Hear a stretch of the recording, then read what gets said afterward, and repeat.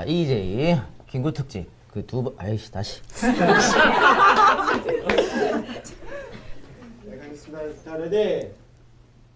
액션. EJ 영상 두 번째 김구 특집 시작하겠습니다.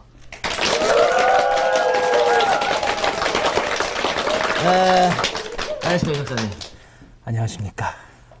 머리가 커도 슬프지 않은 이 박사입니다. 아니 저 오늘 방송객들 오셨어. 아, 그러게요. 어때요? 예? 뭐 화기애애하고 무슨 사랑방에 모여가지고 잠시 후에 통성기도할 뿐인데. 아 우리 의자가 지금 자리도 협소하고 의자를 안 치면 이 사람들이 머리 갖고 카메라 다 가려. 그래서 바닥에 지금 앉혀가지고 저희 굉장히 죄송스러워. 나 그래 머리 크다고 자꾸 왜 그래요? 굉장히 죄송스러운데 조금 참으시죠 뭐. 네? 한 시간 이 박사 있다가. 머리 크다는 얘기가 근데 저희도 그게 큰지 몰랐어요 솔직히. 보고 알았어요. 아니 제 리뷰를 봤는데 그 제가 앉은 키가 굉장히 크잖아요. 그래서 굉장히 거구의 신장이 큰 줄 알았는데 뭐 세작의 주장에 따르면은 자기보다 작다 그러는데 전 잘 모르겠고 하여간 그렇게 키는 크지 않습니다. 도토리 키재기지 뭐. 하여튼 앉은 키가 머리가 하나 더 있어서 그래. 이만한 게. 그렇죠. 자 그리고 저 우리가 김일성 특집을 저번에 했는데 그렇죠. 어땠나? 저희는 그래도 많이 다듬었어요 그걸. 좀 세게 못하고 원래 하고 싶은 대로 못하고 좀 다듬었는데 그래도 뭐 반응은 괜찮습니다. 지금 유튜브에서 반응 꽤 뜨겁더라고요. 뜨거웠어? 잘 모르겠어요. 난 한 번 본 거는 한 번만 보고 안 보기 때문에. 아니 저한테 미션이 내려왔어요. 리뷰 절대 보지 말라고. 제가 유리 멘탈이다 보니까 리뷰 보면 상처받기 때문에 방금 바로 얘기했잖아요. 나 머리 크다고 하도 욕을 먹으니까 그것 때문에 아주 그냥 제가 마음의 상처를 많이 받았습니다. 그래. 앞으로는 저 김구 특집에서 조금 요걸 김일성 특집보다 조금 더 줄이려고 그러는데 아무래도 우리가 영상 작업을 하는 거지. 청소년들이나 이런 다른 사람들한테 많이 우리 팬들 말고 많이 전달해주고 싶어서 그런 거니까 요걸 조금 줄이고 우리 팬들은 팟캐스트 편집 안 한 버전 그거 들으시면 되니까 그렇게 해주시면 되겠고 오늘 주제는 뭡니까? 예, 오늘 주제는 민족 지도자, 독립운동가 김구 선생에 관한 팟캐스트 방송이자 동영상 방송입니다. 드디어 하네요. 김구 특집. 많은 분들이 기대하셨던 거죠. 김일성 하면 뭐 이제 김구가 나와야 되니까. 그런데 제가 어제 이 원고 초고를 잠깐만. 티슈 좀 갖다 주세요. 네. 오늘 되게 뜨겁네요. 컷. 네. 아, 오늘 왜 이러냐? 저번에 여기가 되게 추웠거든요. 그때는 옷 다 입고 했는데. 아유, 저희 돌려야겠다. 보시면.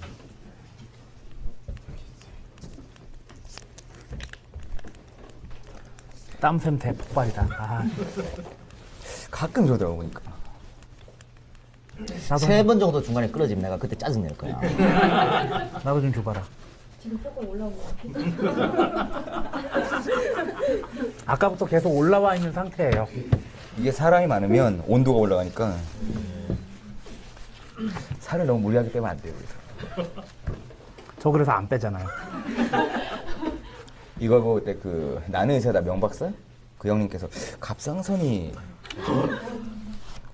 심한 건 아니고 그냥 이렇게 온도 인지를 좀 늦게 해요. 그러니까 지금 갑자기 저 혼자 더운 거죠. 둘 중에 안 먹는 거 하나 줘. 잠깐만 땀 좀 식히고 갈게요. 잠깐만요. 여기 지금 에어컨 틀까요? 어때요? 딱 좋은데? 저만 더운 거예요. 저 이거 좀 있으면 적응해요. 네, 저번 부채 하나 푸스타에서 갖다 주실래요? 일단 부채. 가고 일단 일부 그냥 갈게요. 자 어차피 에어컨은 뭐 이거 붙일 거 잠깐 집 주세요. 있어가지고 안 틀기 좋긴 한데 일부 가보고 더우면 에어컨 틀어드릴게요. 네. 오케이. 자 부터. 잠깐만요. 왜?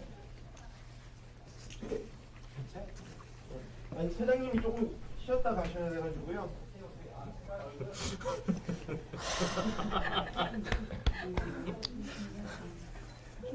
저번에 생방송이라서 그냥 했잖아요. 땀 막 엄청 나면서. 근데 그게 딱 한 5분 지나면 괜찮아요. 근데 또. 우리 저번에 김일성 특집 한 번도 안 쉬었어. 쭉 갔어. 그대로. 그땐 추웠거든. 아니 무편집 나온 거 보면 그렇잖아요. 한 번도 안 쉬었는데. 얘가 맥이 끊어지는 걸 굉장히 싫어해요. 아무래도 EJ 8알이다 보니까 눈치를 볼 수밖에 없어요. 얘가 또 성격이 지랄 같아가지고 한 번 또 패하면 난리 나거든요. 원래 그 우리끼리 녹음할 때는 이 박사가 맨날 틀리는데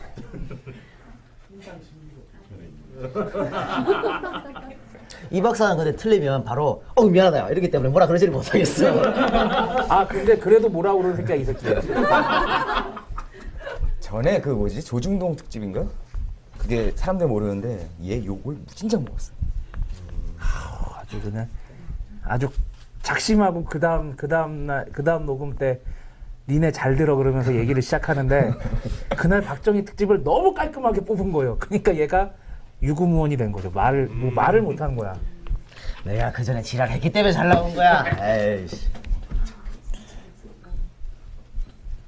예, 진짜 목소리예요. 그럼 가짜 목소리 저기 헬륨가스 좀 넣고 할까요? 누우세요. 그것도 괜찮죠. 누워서 보는 거예요. 아, 저 고스톱도 좀 치시고. 아 이거 1시간 하고 쉴 거니까 허리 아프셔서 좀 뭐야? 참으시고. 간식 아니 근데 1시간 여기가 끝나고 드릴게. 여기가 녹음 장소로 해가지고 여기서 뭘 먹으면은 좀 그래요. 그래가지고 다 사놨습니다. 그리고 저번에 팩트 TV 거기 가니까 지들 먹느라고 신경을 안 써요. 그러니까 아유 씨.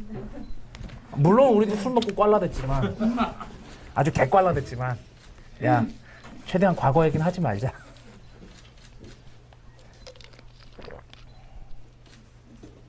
오케이. 잠시만요. 잠깐만. 시장님 준비되면 근데 뭔 말 하다 끊어졌지? 김구 특집 하려고 그러니까 어? 아니 김구 특집 그러니까 조금만 일로. 김일성 특집 어땠냐 그 얘기 끝나고 어. 요번 주는 드디어 김구 특집을 한다. 욕을 줄인다. 그 뒤에 뭐라 말하려고 그랬는데. 아이씨. 이래서 싫어하는 거 이래서. 야 대본이 1107 뭐야 저거? 아니 시간 한 4시간 끊으려고 시간 적어놨는데 중단시키는 바람에 그래도 안 되잖아. 알았어. 아씨 뭔 말 하려고 그랬지? 중요한 거였는데.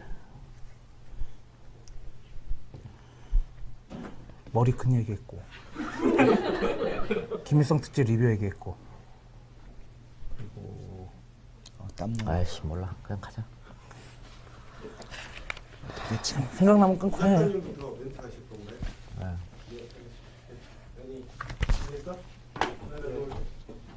카메라 올라왔다니까 어차피 쉬는 시간 좀만 더 쉬시고 카메라 들어오면 제가 할게요. 야, 그 사이에 생각해. 앞에 목 들어보실래요? 예 들어볼게. 들어. 아니야 안 들어봐도 돼요. 내가 뭐 이렇게 입에 나오려고 그러다가 끊어져가지고 그러니까 녹음된 거 있으니까. 한번 해봅시다. 들어봅시다. 여기서 이제 가서. 됐어요 그럼. 어차피 카메라 올라오고 있어서 시간을 벌어야 되니까. 아 선글라스요? 그거 왜 샀냐면 솔직히 말씀드릴게요. 그 낮술 먹다가 너무 얼굴 빨간 거야 그래가지고 가리려고.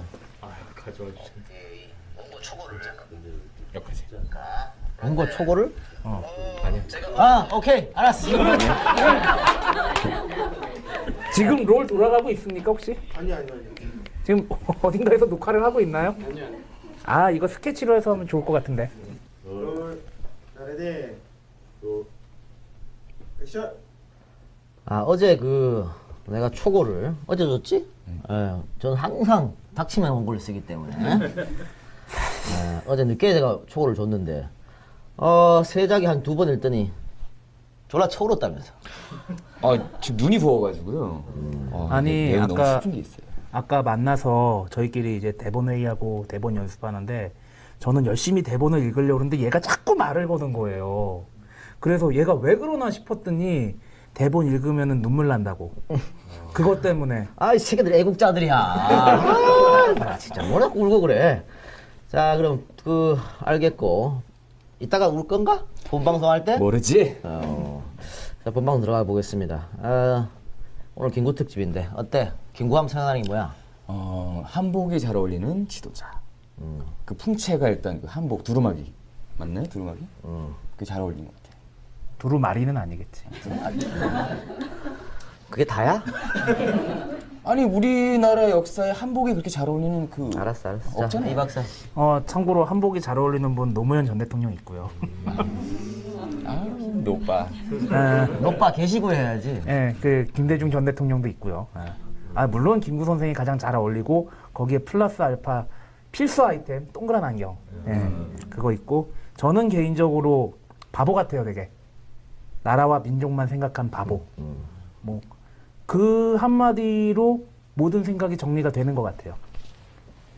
됐나? 응, 됐어요. 얘들 뭐 생각나는 거 뭐 이상한 얘기만 하고 있어. 근데 싫어요 이러고 앉아갖고. 아니 싫은 사람 싫다고 그러는데 왜? 좋아요 김구 하면 좋아요 하지.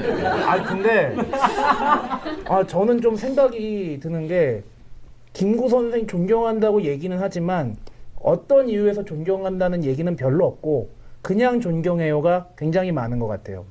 백범일지가 모 대학교의 필독서 중 하나로 돼 있다고 하는데 과연 김구 선생에 대해서 많이 아는 사람이 있을까? 제대로 아는 사람이 있을까? 그런 생각이 듭니다. 작년에 교과서에서 뺀다고 했다가 지금 문제되지 않았나? 예, 본격적으로 방송 들어가 보겠습니다. 백범몰 특집인데 방금 이 박사가 백범일지를 얘기했는데 김구의 그 어린 시절 기록이 없어요. 기록이 백범일지밖에 없어. 그러니까 왜냐면 굉장히 보통 사람인데 김구는 어렸을 때 되게 보통 사람이기 때문에 어렸을 때 기록이 전혀 없다. 그래서 백범일지에서밖에 발췌할 수 없었다는 거고. 근데 백범일지는 막 여러분들 읽어보셨나? 백범일지는 한 근데 명도 없어, 한 명도? 교양 필독서입니다. 이거 누구나 다 한번 읽어보셔야 되고. 그래서 오늘 저는 다 읽어보셨지 않겠나 싶어서 대충 넘어갈 거라 생각했는데 별로 읽어보시면 없는 것 같네. 자, 그러면은 김구 어릴 생애부터 한번 들어가 보겠습니다.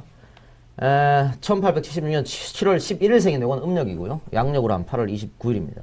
새벽에 태어나셨고 황해도 해주 백운방 텄골 출생이라고 해요. 부친은 김순영, 모친은 곽낙원. 외아들입니다. 외아들인데 모친이 굉장히 어린 나이에 김구 선생을 낳으셨죠. 17살에 낳았다 그러는데 그래서 되게 난산이었다 그래요. 아니 어릴 때 보면 더 잘 놓지 않나? 쑥 갈 것 같은데? 안 그런가? 되게 난산이어서 당시에 그런 얘기 했었다 그래. 애가 잘 안 나오면 그 지붕에 올라가서 소울음 소리를 내면 애가 잘 나온다는 어떤 미신 같은 게 있었다 그러더라. 그래서 아버지가 하도 애가 안 나오니까 지붕에 올라가서 소울음 소리를 막 냈다 그러더라고요. 올라가서 그것 때문인지는 몰라도 순풍 났다고. 되게 난산이었다. 어렵게 태어났다는 거고요. 어릴 때 이름은 창암. 집안은 상노무 집안이었습니다. 발음 조심해야 돼. 쌍놈이 아니고 상노무 집안. 원래는 양반이었어요. 이게 본가이 안동김씨니까 안동김씨는 뭐 세도가였죠. 당시엔 세도가였고 대단한 양반 집이죠. 신라 경순왕의 자손이고. 그런데 원래 이 양반 집안이 왜 상놈이 됐냐면 조선 후기에 있었던 김자점의 난 때문이에요. 김자점의 난 때문에 백범의 선대 조상이 김자점의 난에 연루가 돼가지고 아까 고향 황해도 해주로 도망을 가서 농부로 생활을 한 거지. 농부로 생활했는데 숨어서 농부로 생활을 하니까 어때요? 이게 몇 세대 내려오면 양반도 그냥 쌍놈이 되는 거야. 그래서 그냥 쌍놈이 됐다는 얘기인데 김자점의 난을 설명해볼까? 근데 시키면서 불안한데? 예. 너무 길게 하지 말고. 예. 김자점의 난. 예. 김자점의 난은 1651년에 김자점이 일으켰던 반역 행위를 일컫는 말입니다. 이때가 효종 2년이었어요. 효종하면 유명한 게 북벌론이었죠. 이전까지 사대주의에 입각해서 명나라를 무너뜨리고 조선을 침공했던 청나라를 정벌하자는 것이 북벌이었습니다. 김자점이라는 사람이 청나라하고 친했어요. 그리고 조선을 한 방에 말아먹은 인조와 친했습니다. 그리고 이것을 바탕으로 권력을 휘두른 거죠. 인조 이후에 효종이 즉위하면서 영의정이었던 김자점이 잘립니다. 왜냐? 북벌론이 대두됐거든요. 청나라랑 친하니까 잘릴 수밖에 없죠. 이러다 보니 김자점이 불안하고 짜증이 난 거예요. 그래서 이 북벌론을 명나라에 속닥속닥 일러 바칩니다. 청나라가 아니고 청나라네요. 예. 청나라에 일러 바칩니다. 예. 명나라만 인정한다는 뜻의 또 모종의 사건도 일러 바치는데 뭐냐면은 조선시대에 썼던 편지나 문서 같은 것에 청나라의 연호가 아닌 명나라의 연호를 쓴 거예요. 그러니까 청나라 인정 안 한다는 얘기거든요. 요것도 일러 바칩니다. 요게 딱 걸려가지고 귀향을 갑니다. 그런데 그 아들이 또 반란을 일으켜요. 그래서 사형에 처해집니다. 그런데 재밌는 게 김자점이 과거가 참 화려해요. 일단 음서로 관직에 진출합니다. 음서가 뭐냐면은 왜 고위관직자들 그냥 채용시켜주는 거 있잖아요. 그걸로 관직에 진출했고, 그리고 1등 공신 되려고 상궁한테 싸바싸바해서 1등 공신 되고, 그리고 자기 사돈이랑 같이 인조반정 일으켰는데 나중에 권력 다툼 일어나니까 자기 사돈 배신해버리고 그런 케이스가 있는 사람입니다. 역사가 참 재밌어요. 이런 사람의 후손이 김구고, 독립운동가 최능진의 아들이 독재자 최필립? 네. 예, 거의 여기까지만 하겠습니다. 최필립이 왜? 아니 그 집사잖아요. 그 독재자의 딸의 집사였잖아요. 오, 독재자의 딸이라고 그래도 돼? 독재한 건 독재한 거지. 그래. 그 이렇게 해서 몇 대째 상민으로 살다 보니 그냥 쌍놈이 됐어요. 상태고 아버지는 말이죠. 평상시에는 괜찮다가 술만 한 잔 먹으면 없는 정의감이 발동하는 사람이었지. 제가 현실하는 그 주사. 이 동네에 말이야. 그 양반 행세를 심하게 하는 덕수이 씨와 진주광 씨 사람들이 살았는데 이 술만 먹으면 이 사람들한테 생패를 부리는 거야. 아 사기들아, 내가 한동진 쎄쎄, 야이 나쁜 자식들아, 뭐 이런 거였죠. 네. 그러니까 자기도 안동김 씨 양반 가문 출신이란 말이야. 니들만 양반 아니고 이렇게 술만 먹으면 행패를 부렸다 그래요.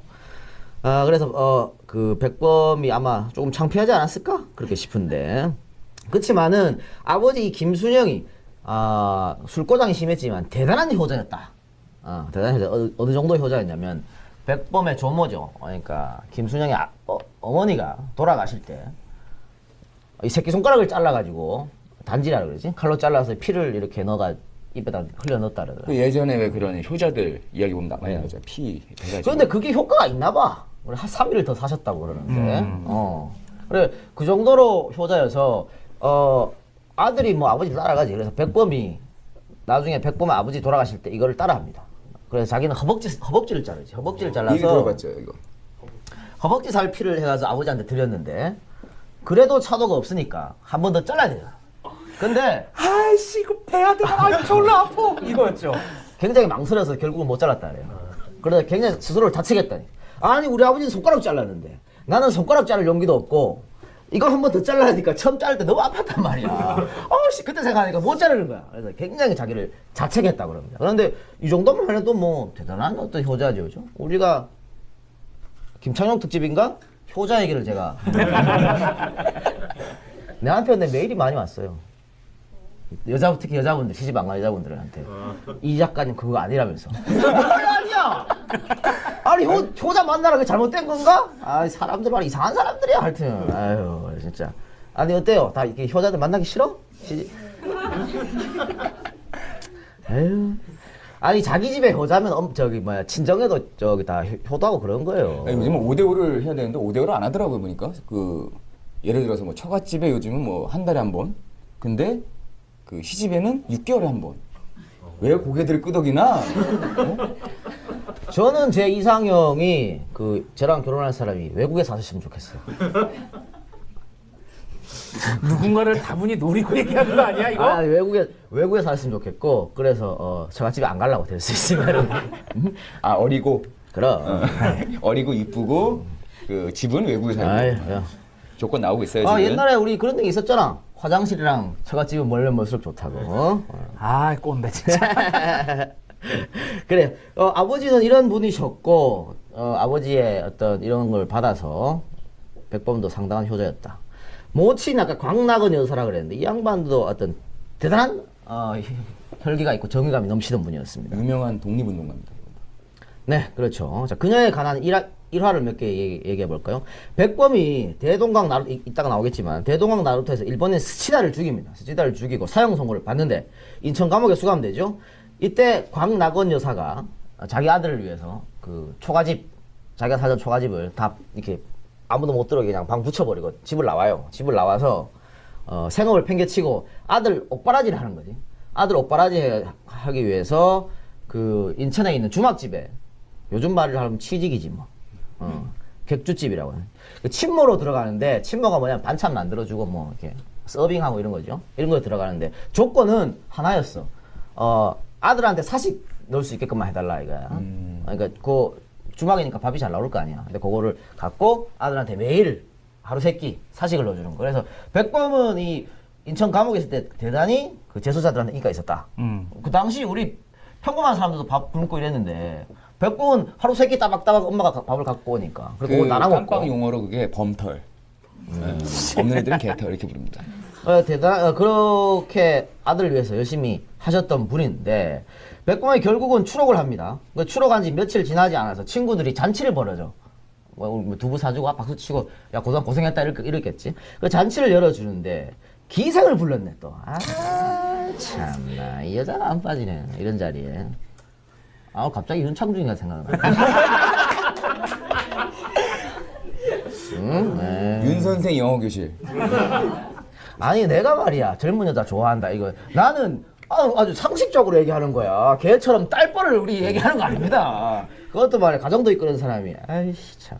언제 우리 요거 영상 작업 말고 팟캐스트 할 때 윤창중 특집을 한번 하자고. 이상한 데서 박수 치는데.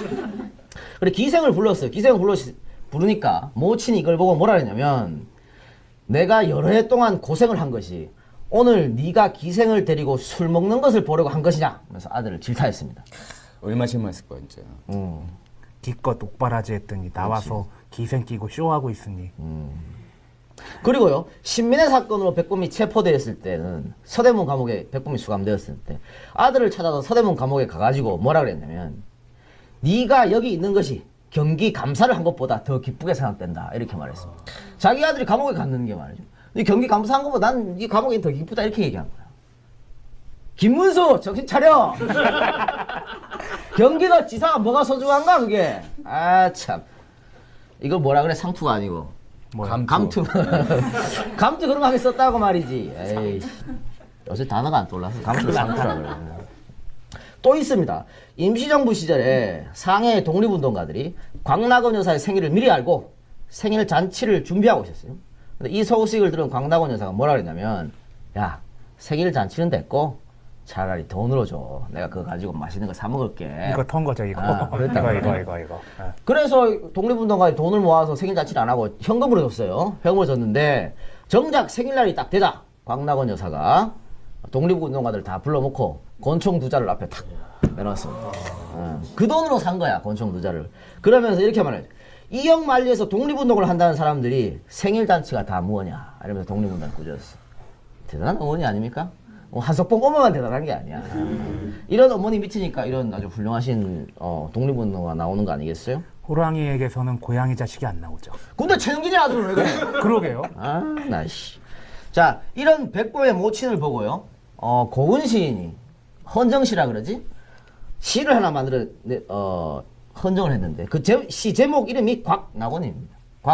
자, 세자기 우리 중에 목소리 제일 좋은 세자기 곽낙원 그 시를 한번 낭독을 하겠습니다. 이런 것만 시켜요. 물론 난 놓고 기억자 알리 없는 황해도 턱골 군역전 부쳐먹는 쌍놈의 집 안악입니다. 그런 안악이 제 자식 창수가 대동강 치아포 나루에서 외놈 한 놈 때려 죽이고 물 건너 인천 감영옥에 갇히니 초가상간 다 못질해버리고 옥바라지 객주집 식모살이 침모살이 해가며 칩고 물린 살인죄 면회 가서 나는 내가 경기 감사한 것보다 더 기쁘다 이렇게 칭찬했습니다. 몇십 년 뒤 80살 바라보는 백발모는 중국에 건너와 낙양 군강 자꾸 말리네. 다 쳐다보고 있으니까 괜찮아. 몇십 년 뒤부터 다시 해. 몇십 년 뒤 80살 바라보는 백발모는 중국에 건너와 낙양 이러지? 욕을 얻어 처먹어야 돼. 한번 말리면 계속 말려 똑같은 데서.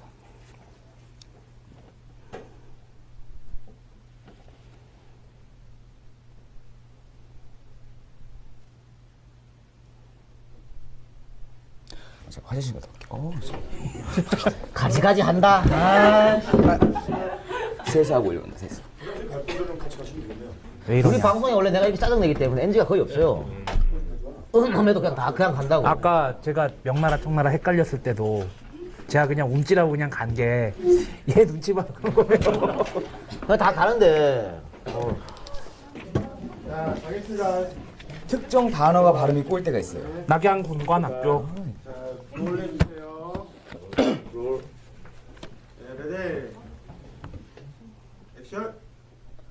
물론 난 놓고 기억자 알리 없는 황해도 턱골 군역전 부쳐먹는 쌍놈의 집 안악입니다.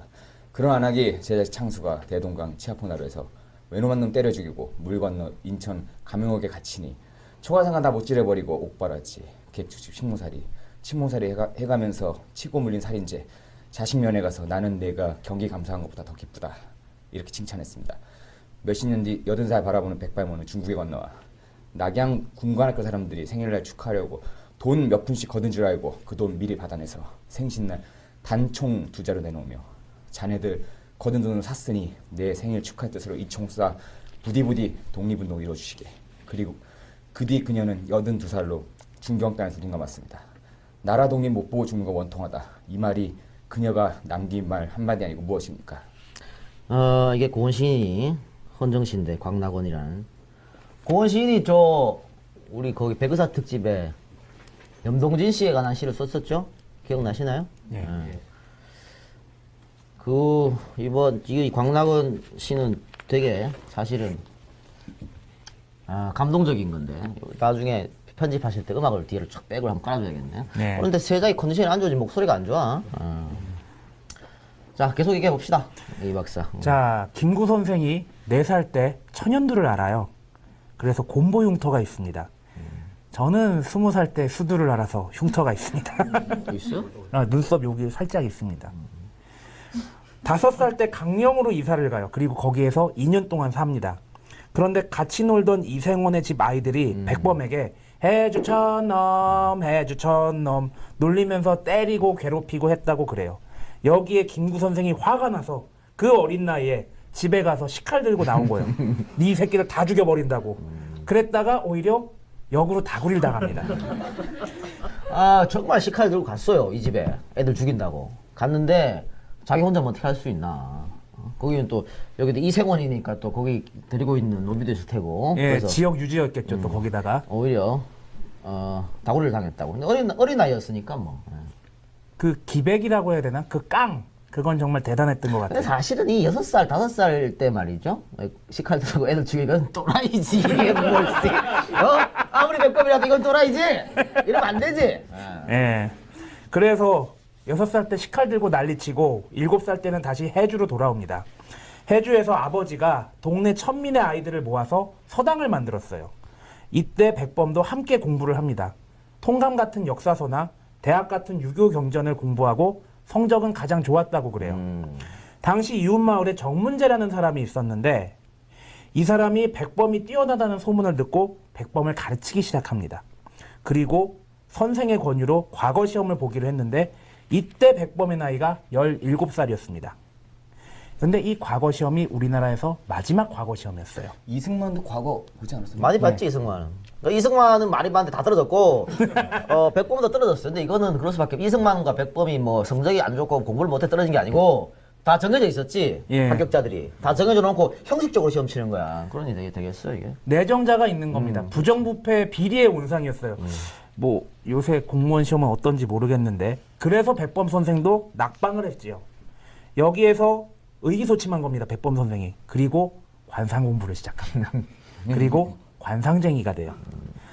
백범 선생은 제가 생각하기엔 과거 시험을 통해서 멸문지화돼가지고 천민이 된 자기 집안을 일으키고 자신의 신분을 상승시키려는 의지 때문에 과거 시험을 본 게 아닌가 생각이 듭니다. 요것도 일화가 하나 있어요. 백범이 어렸을 때 자기 집이 이렇게 상노 집안인 줄 알고 되게 울었다 그랬거든. 그러니까 아마 과거를 통해서 신분 상승의 욕구가 있었지 않을까 그렇게 싶은데 이 과거 시험 칠 때 근데 백범이 자기 이름을 쓰지 않았어. 이 시험지에다가 누구 이름을 썼냐면 아버지 이름을 썼습니다.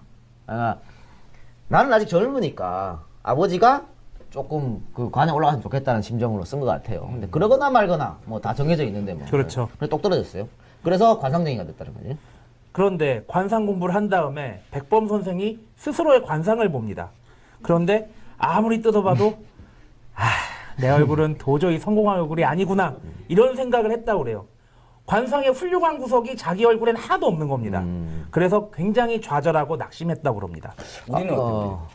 아니 뭐 이 양반들이 관상쟁이야? 아니 김구가 스스로 이제 관상 공부를 했으니까 거울을 보면 내가 항상 어떻차는데 잘난 구석이 하나도 없는 거야. 그래서 이게 지금 이 박사가 좌절하고 낙담했다 그랬는데 진짜 나는 이렇게 살다 죽는 건가? 이런 식으로 상당히 심각했다 그래요. 저도 아침에 세수하면서 제 얼굴을 보면은 좌절하고 낙심합니다. 그러니까 제 머리 크다고 얼굴 못생겼다고 너무 실망하지 마세요. 저희 어머니가 낳아주신 겁니다. 너무 잘생겼어요. 감사합니다. 네. 거짓말을 얼마나 깜빡이야. 아니 저기 군대 있을 때 날씬했다며.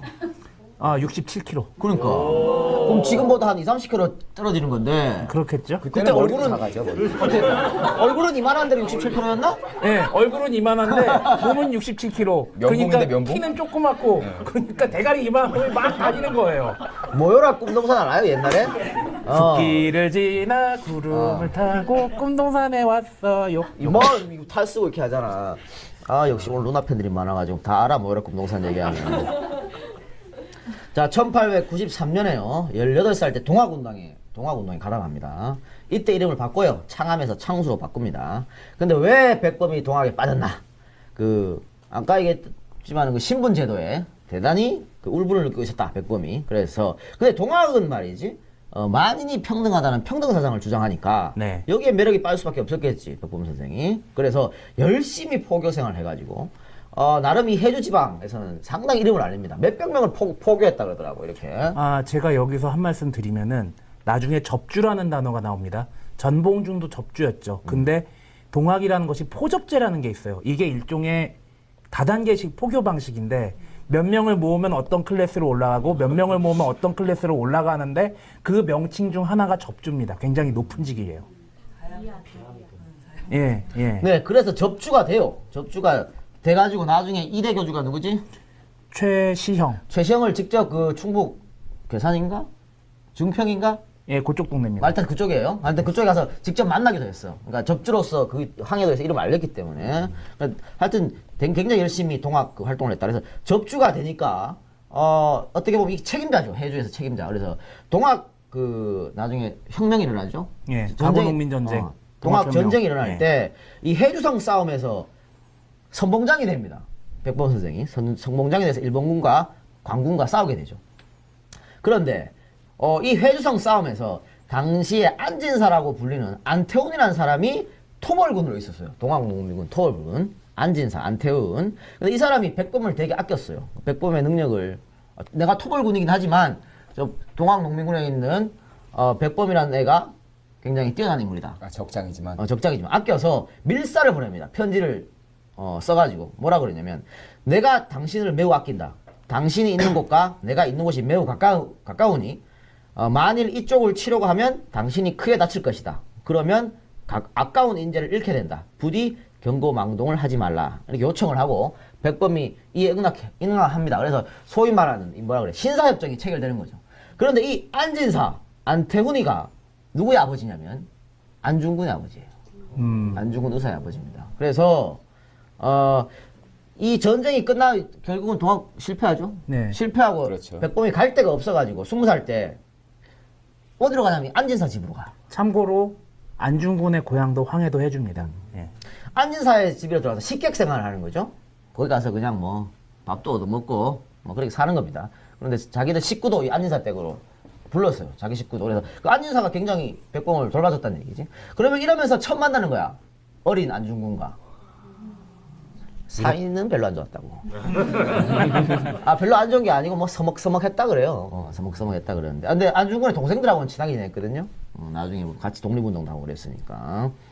그리고 이 안진사의 집에서 당대 유학자이자 이 백범의 스승입니다. 고능선이라는 사람을 만나게 되고 굉장히 고능선으로부터 가르침을 많이 받았다 하는 거죠. 그래서 백범은 나중에 힘든 고난을 겪을 때마다 이 고능선의 스승의 가르침을 되새겼다고 합니다. 21살 때 두 번째 청나를 방문하려고 갔다가 삼남의병 들어보셨죠? 그거 소식을 듣고 국내에 다시 돌아옵니다. 이제 돌아오는 길에 이 대동강 하류에 있는 치아포를 건너게 되는데 이 겨울이라서 강은 얼고 못 가니까 사람들이 주막에 모여 있었어요. 근데 여기 갔는데 이 중에 한 사람이 한복을 입고 있고 조선어를 구사했는데 자기가 이제 조선이라고 밝혔는데 한복 안에 보니까 일본도가 들어있는 거예요. 그리고 이 말투가 어색하니까는 이 사람을 일본이 밀적으로 생각을 합니다. 그래서 당시 있었던 을미사변 복수를 하려고 그 일본인을 살해를 합니다. 아, 그 을미사이 뭐야? 을미사변은 일본의 그 낭인들이 민비를 죽인 사건, 민비라고 해야 민비는 되나? 할 때. 명성황후라고 해야 되나? 예, 명성황후를 죽인 사건입니다. 예. 아, 그래서 그 복수를 늘 꿈꾸고 있었는데, 저씨 조선인이라 그러는데, 말이 자꾸 일본 투야. 일본 투고, 보니까 한복안에 일본도도 감추고 있고, 이거 밀정이다. 이렇게 생각해서 이 사람을 죽이게 됩니다. 그러니까 죄가 없으면 그렇게 꾸밀 필요가 없다. 그러니까 지금 일본인이면 일본이다 말하면 되지. 왜 거짓말 치냐 이 말이야. 그래서 굉장히 의심을 한 것 같아요. 그래서 이 양반을, 이 일본인을 죽이게 되는데, 난자에서 죽였어요. 일본인이 갖고 있는 칼을 뺏어가지고 도륙을 내는 거지. 그렇게 난자에서 죽였다고 그래요. 이 죽었을 때 800냥 갖고 있었는데 이건 다 나눠줬어요. 거기 나눠주고 그 술집 주인을 시켜가지고 국모, 보수, 해주, 백운반, 턱골, 김창수 자기 이름 쓰게 한 거예요. 그래가지고 이거 동네에 붙였습니다. 그리고 집에 가서 기다립니다. 체포되는 거예요. 여기 국모보수가 뭐냐면, 아까 민비를 국모라 그랬죠. 그러니까 국모를 내가 복수했다 이 말입니다. 그래서 이걸 복수한 사람이 나 해주, 백운방, 턱골, 김창수 나다. 이거를 붙여놓고 집에 가서 기다린 거야. 나 뭐 떳떳하니까 죄진 게 없다 해서 기다렸는데, 경찰들이 멍청한 건지 어땠는지 한 석 달 뒤에 잡으러 왔어요. 우리 국정원 애들 아니야, 애들? 네, 이 사람이 진짜 군인이었냐는 좀 논란이 좀 되고 있어요. 이거를 그 백범 일지에서는 일본 육군 중이라고 했는데 그 당시 일본 기록하고 다른 자료를 보면 그냥 상인, 민간인. 그러니까 이게 만약 인정이 되면 군인을 죽인 게 아니라 민간인을 죽인 게 되는 거죠. 그래서 이것 때문에 그 이게 백범의 스크래치입니다. 유일한. 특히 이제 그 뉴라이트 애들은 이걸 문제 삼아서 김구를 테러리스트라고 하죠. 그러니까 죄 없는 상인을 죽였다 이렇게 되는 거지. 그러니까 백범일지는 육군 중이라고 돼 있습니다만은 일본 자료나 이런 거 봤을 때는 일반 상인일 확률이 높죠. 그런데 뭐 사실 그래요. 이런 자료가 진보 쪽에서는 그 이 상인이 아니고 군인이었으면 하는 바람이 있죠. 바람이 있는데 늘 우리가 말씀드리는 말하면 사실은 사실대로 말해야 되지. 예? 아무리 백범이라고 포장할 필요가 없잖아. 사실은 사실대로 말하고 뭐 그렇게 해야 되는 거니까. 계속 하세요. 어쨌든 이게 전국을 떠들썩하게 만들고 그 이완용 이때 외부 대신 하고 있었죠. 그 직접 지령제 1호를 발해가지고 그 범인 잡아와라 해서 석 달 뒤에 붙잡히고 고문을 당합니다. 1890년 7월 26일 해주옥에서 인천 감옥으로 이송이 되고요. 인천 감옥에서 장티푸스에 걸려서 심한 고생을 합니다. 이마에 충절을 손톱으로 새기고 자살을 시도했으나 실패를 합니다. 당시는 아직 대한제국이었기 때문에 백범에 대한 신문은 일본 경찰이 아닌 조선의 감리가 있습니다. 신문관은 백범에게 치아포에서 일본인이 살해한 여부를 물으면서도 집요하게 이 사건이 단순 죄물 약탈로 몰아가려고 신문을 했습니다. 이거는 그런 거죠. 그 백범이 뭐 정의에 의해서 넌 한 거 아니다. 너 단순히 돈 빼들려고 하는 거 아니야? 이렇게 아주 뭐라 그래요? 아주 몰입의 단순 협잡군 이렇게 몰아가려고 하는 거였어요. 이런 신문관들의 백범은 국모의 원수도 못 갚은 관리들이 부끄럽지 않느냐 거꾸로 호통을 쳤습니다. 그리고 신문 과정을 감시하는 일본 순사 그 와타나베한테는 이렇게 욕을 합니다. 야, 이 개새끼야! 니들은 어찌하여 우리 국모를 시해하였느냐? 내가 죽으면 귀신이 되고 살면 몸으로 네 임금을 죽이고 외놈을 씨도 없이 다 죽여서 우리 국가의 치욕을 씻으리다. 이렇게 얘기했더랍니다. 이거는 그래요. 진짜 야 이 개새끼야 그랬다니까. 아니 야 이 개새끼 정말 야 이 개새끼. 이거 그 일본 수사 와타나베가 우리 관리가 신문한다 그랬죠? 우리 관리가 신문하고 있는데 옆에 자꾸 감시하고 있는 거야. 그러니까 신문 봤다가 따가우니까 야 이 개새끼야 너는 이렇게 나오네. 그런데 이 기록에 의하면요. 지금 그 백범일지에는 와타나베라 그랬는데 그 기록에 의하면 와타나베가 아니고 경북 카미야 쿄시라고 돼 있거든요. 근데 와타나베가 그 당시에 왔다 갔다 했기 때문에 뭐 그리고 일본에 와타나베가 졸라 많어. 한둘이 아니야. 뭐 독한 와타나베야. 네. 그렇기 때문에 이게 뭐 꼭 아니지는 알 수 있다. 네. 그런 거예요. 그래서 결국 사형 선고가 내려집니다. 그렇게 해서 백범 선생이 감옥에 갇히죠. 감옥 생활에서 독서를 통해서 신세계를 봅니다. 무슨 신세계냐? 외놈 한두 명 죽이는 것보다는 교육이 훨씬 더 중요하다라는 것을 독서를 통해서 깨달은 거죠. 우리 DJ도 아니 감옥 가면 좋다니까 이렇게. 씨발 나좀 보내줘. 이렇게 얘기하자 보내달라고. 검찰들 주지로 잡지 말고 날 잡아. 아니 주지도 저 미국 빨리 보내주고 지금 뭐 저 우리 저 뭐 세금 띠먹는 사람 조사한데 보내주고 날 좀 잡아가라니까. 감옥 가서 공부 좀 하게. 이렇게 애원을 한다. 제발 에이. 잡아가 주세요. 예, 계속 들어가겠습니다. 당시 백범 선생이 유학뿐만 아니라 서양 문물에 대한 책도 굉장히 많이 읽은 것으로 알려져 있습니다. 어떤 책을 읽었냐면 어떻게 책을 읽었냐면 사형 집행되기 몇 시간을 앞두고도 태연스럽게 책을 읽을 정도였다고 해요. 마음을 비운 거지 완전. 네. 이게 쉬운 게 아니죠. 아니 이따가 밥 점심 먹고 사형 이건데 아침에 책을 이렇게 지금 이게 되나? 어? 그거 대단한 거지 이거는. 보통 사람으로는 할 수 없는 그런 일이라고 봐요. 예. 자, 시계는 째깍째깍 흘러가서 몇 시간 뒤면 사형에 처해질 운명이었습니다. 그런데 김구 선생에게 천운이 내려집니다. 고종 황제가 최종 결정을 하려고 서류를 다시 보니까 죄목이 국모보수를 내세워 살인이라고 적혀 있던 거예요. 이것을 본 고종이 야, 사형 집행하지 마. 정지! 이걸 명령합니다. 이게 사형 판결 2시간 전에 내려진 명령이래요. 그리고 딱 요때 서울에서 인천 간 전화가 개통이 돼가지고 초스피드로 연락을 할 수가 있던 거예요. 그러니까 안 되면 교환 그런 다음에 옛날처럼 뭐말 타고 가라 그냥. 그렇죠. 잠깐 정지. 그러니까 어떻게 보면 행운이었고 이거 고종이 그거 안 봤으면 사인할 때, 그죠? 대충 그냥 에이, 알아서 해 이랬으면은 그냥 이거지 뭐. 그러면 이제 그거 되는 거지 아차산. 그게 맞아요. 그 아차산 유래가 그게 맞아요. 아차 했는데 늦은 거야. 근데 이게 또 어떤 기록에서는 전화가 아니고 전보, 전보라는 얘기도 있는데 뭐 전화든 전보든 어쨌든 극적으로 살아났다 이렇게 말하죠. 1898년 3월 9일 김구 선생이 탈옥을 합니다. 아니 이때 사형은 왜 했는데 그래도 감옥에 있어야 되니까 그래서 탈옥을 하게 되죠. 근데 이 당시에 감옥이 별 뭐 이렇게 심하게 하지 않. 이승만도 도망갔자 탈옥했잖아. 네. 그러니까 마음만 먹으면 막 탈옥하고 그랬나 봐요. 김구가 탈옥을 해서 김구 선생의 아버지께서 대신 감옥에 들어갑니다. 이게 진짜 족같은 법이지. 아들 도망갔다고 아버지 대신 잡아놓는 이런 개 같은 법이 어딨나? 아유. 그런데 더 웃긴 건 백범 선생은 이 사실을 알지 못하고 남도를 막 돌아다녀요. 이거는 그렇죠. 백범이 대단한 효자를 자기 허벅지까지 자를 정도로. 근데 나 대신 아버지가 들어갔다 그랬으면 그걸 알았으면 가만히 있었겠어요? 그렇죠. 몰랐지. 이걸 모르고 옛날에 뭐 편지가 있어, 뭐 전화, 핸드폰이 있어, 뭐가 있나?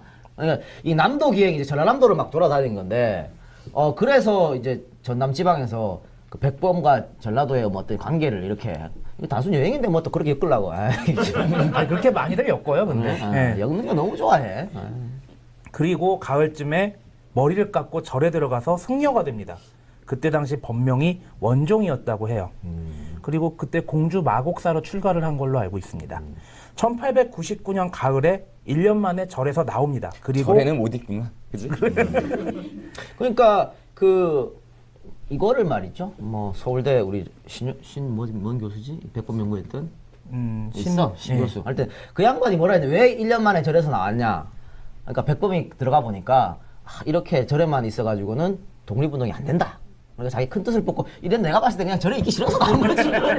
뭘 자꾸 이렇게 꾸밀라 그래. 절에 있기 싫어서 나온 거야 그냥. 그리고 이때쯤 이름을 김구로 개명을 합니다. 그리고 이후에 김구 선생은 교육과 계몽 사업에 매진하게 되는데요. 27세 되던 해 친척 소개로 당시 17살이었던 여옥이라는 처녀와 맞선을 보게 됩니다. 이 당시 백범 선생의 부친이 사망을 했어요. 그래서 여옥이라는 처녀를 만났을 때가 3년상을 치르고 있던 때였습니다. 백범 선생은 여옥이라는 사람과 1년 후에 결혼하기로 하고 약혼만 했습니다. 그런데 곧이어서 여옥이 어린 나이에 사망을 합니다. 백범이 직접 가서 장례를 치러줬다 그래요. 대단히 사랑했던 모양인데. 여복은 참 없네요, 진짜. 그러니까 이거 전에 2번이나 파혼당했거든. 결혼을 못하고 약혼했다 파혼했고 이후에 또 안창호 선생 동생이랑 약혼했다 또 파혼합니다. 그러니까 4번. 남명이 같지 않나? 아이고야. 4번을 파혼 이게 여복이 굉장히 없었다. 원래 말이죠. 우리 독립운동가들은 참 여자가 많았는데 백범 선생은 이렇게 뭐 여복이 없었단 말이야.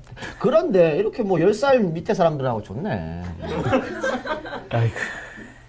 여기 다 누나들이야 지금. 어? 28세 되던 해에 기독교에 심취합니다.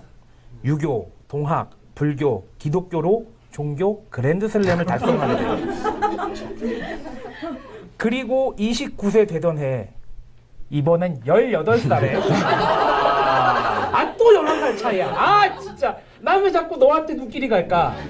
야, 한 바퀴는 괜찮은데 그거 좀 너무 좀 과하지 않나 이거? 아 이거 11살 차이 한 바퀴 덜 됐어. 아 그래? 괜찮아. 예. 아, 우리 저 김일성처럼 뭐 한 바퀴 돌아서 15살 그렇지 않잖아. 그렇지. 드디어 결혼을 합니다. 결혼할 당시 백범 선생은 지속적인 교육 사업으로 황해도에서 꽤 이름난 명사가 되었습니다. 보강학교라는 곳의 교장을 맡기도 했는데 당시 보강학교의 교사 장덕준이 자기 동생을 데리고 학교에서 숙식을 했습니다. 이 장덕준의 동생이 바로 장덕수였습니다. 장덕수는 김대중 특집에서도 나왔고, 여운형 특집에서도 나왔는데, 처음 들어본 것 같은 표정을 하고 있습니다. 이 나중에 장덕수가 암살을 당해요. 그런데 그 배후로 백범 선생이 지명됩니다. 그래서 그 때문에 법정에 서기도 합니다. 또 이곳에서 훗날 동양척식 주식회사를 폭파한 의열단 나석주, 노백린, 그리고 이완용을 칼로 찌른 이재명 의사 등을 알게 됩니다. 그 이재명 의사는 잠깐 말씀드릴게요. 이분이 그 잡혀갔을 때도 되게 당당하게 잡혀갔고 가서도 그 이제 거기 재판관이 물어볼 거 아니에요. 이렇게 물어봤어요. 그 피고와 같이 흉행한 사람이 몇이나 되는가? 그러니까는 눈을 부릅뜨고 야만 섬나라의 불황무식한 놈아, 너는 흉자만 알았지 의자는 모르냐? 나는 흉행이 아니고 의행을 행한 것이다. 라고 고함을 쳤습니다. 그리고 제일 멋진 말이 있어요. 그러면 피고의 일에 찬성한 사람은 몇이나 되는가? 했더니 2천만 민족이다. 이렇게 얘기를 합니다. 나중에 이제 이분이 돌아가시는데 나이가 20살이었습니다. 그 이재명 의사는 이게 이완용을 칼로 찌른 건데 이게 또 원래는 총으로 쏴라 그랬는데 백범이 얘 총 갖고 있으니까 뭐 사고 칠 것 같아서 총을 뺏었다고. 그래가지고 칼로 찌른 거거든. 그래서 결국은 나중에 백범이 그래서 많이 후회했다 그러는데 칼로 여러 차례 이렇게 했다고 그러더라고. 그 아까 이 박사가 김구라고 이름 바꿨다 그랬는데 이건 지금 우리가 알고 있는 앞구자 김구가 아니고 거북구자 김구였어요. 나중에 이제 앞구자로 바꾸는 거였고. 그러니까 1907년 독립단체 신민회가 결성됩니다. 이 신민회는 안창호, 김구, 이동영, 양기탁, 이동희, 노백린, 전덕기 등이 멤버였고 김구는 황해도 지부의 대표를 맡았는데 이 신민회는 우리 굉장히 유명한 독립단체였죠. 예. 그 독립협회 멤버들을 중심으로 결성된 항일 독립운동 단체입니다.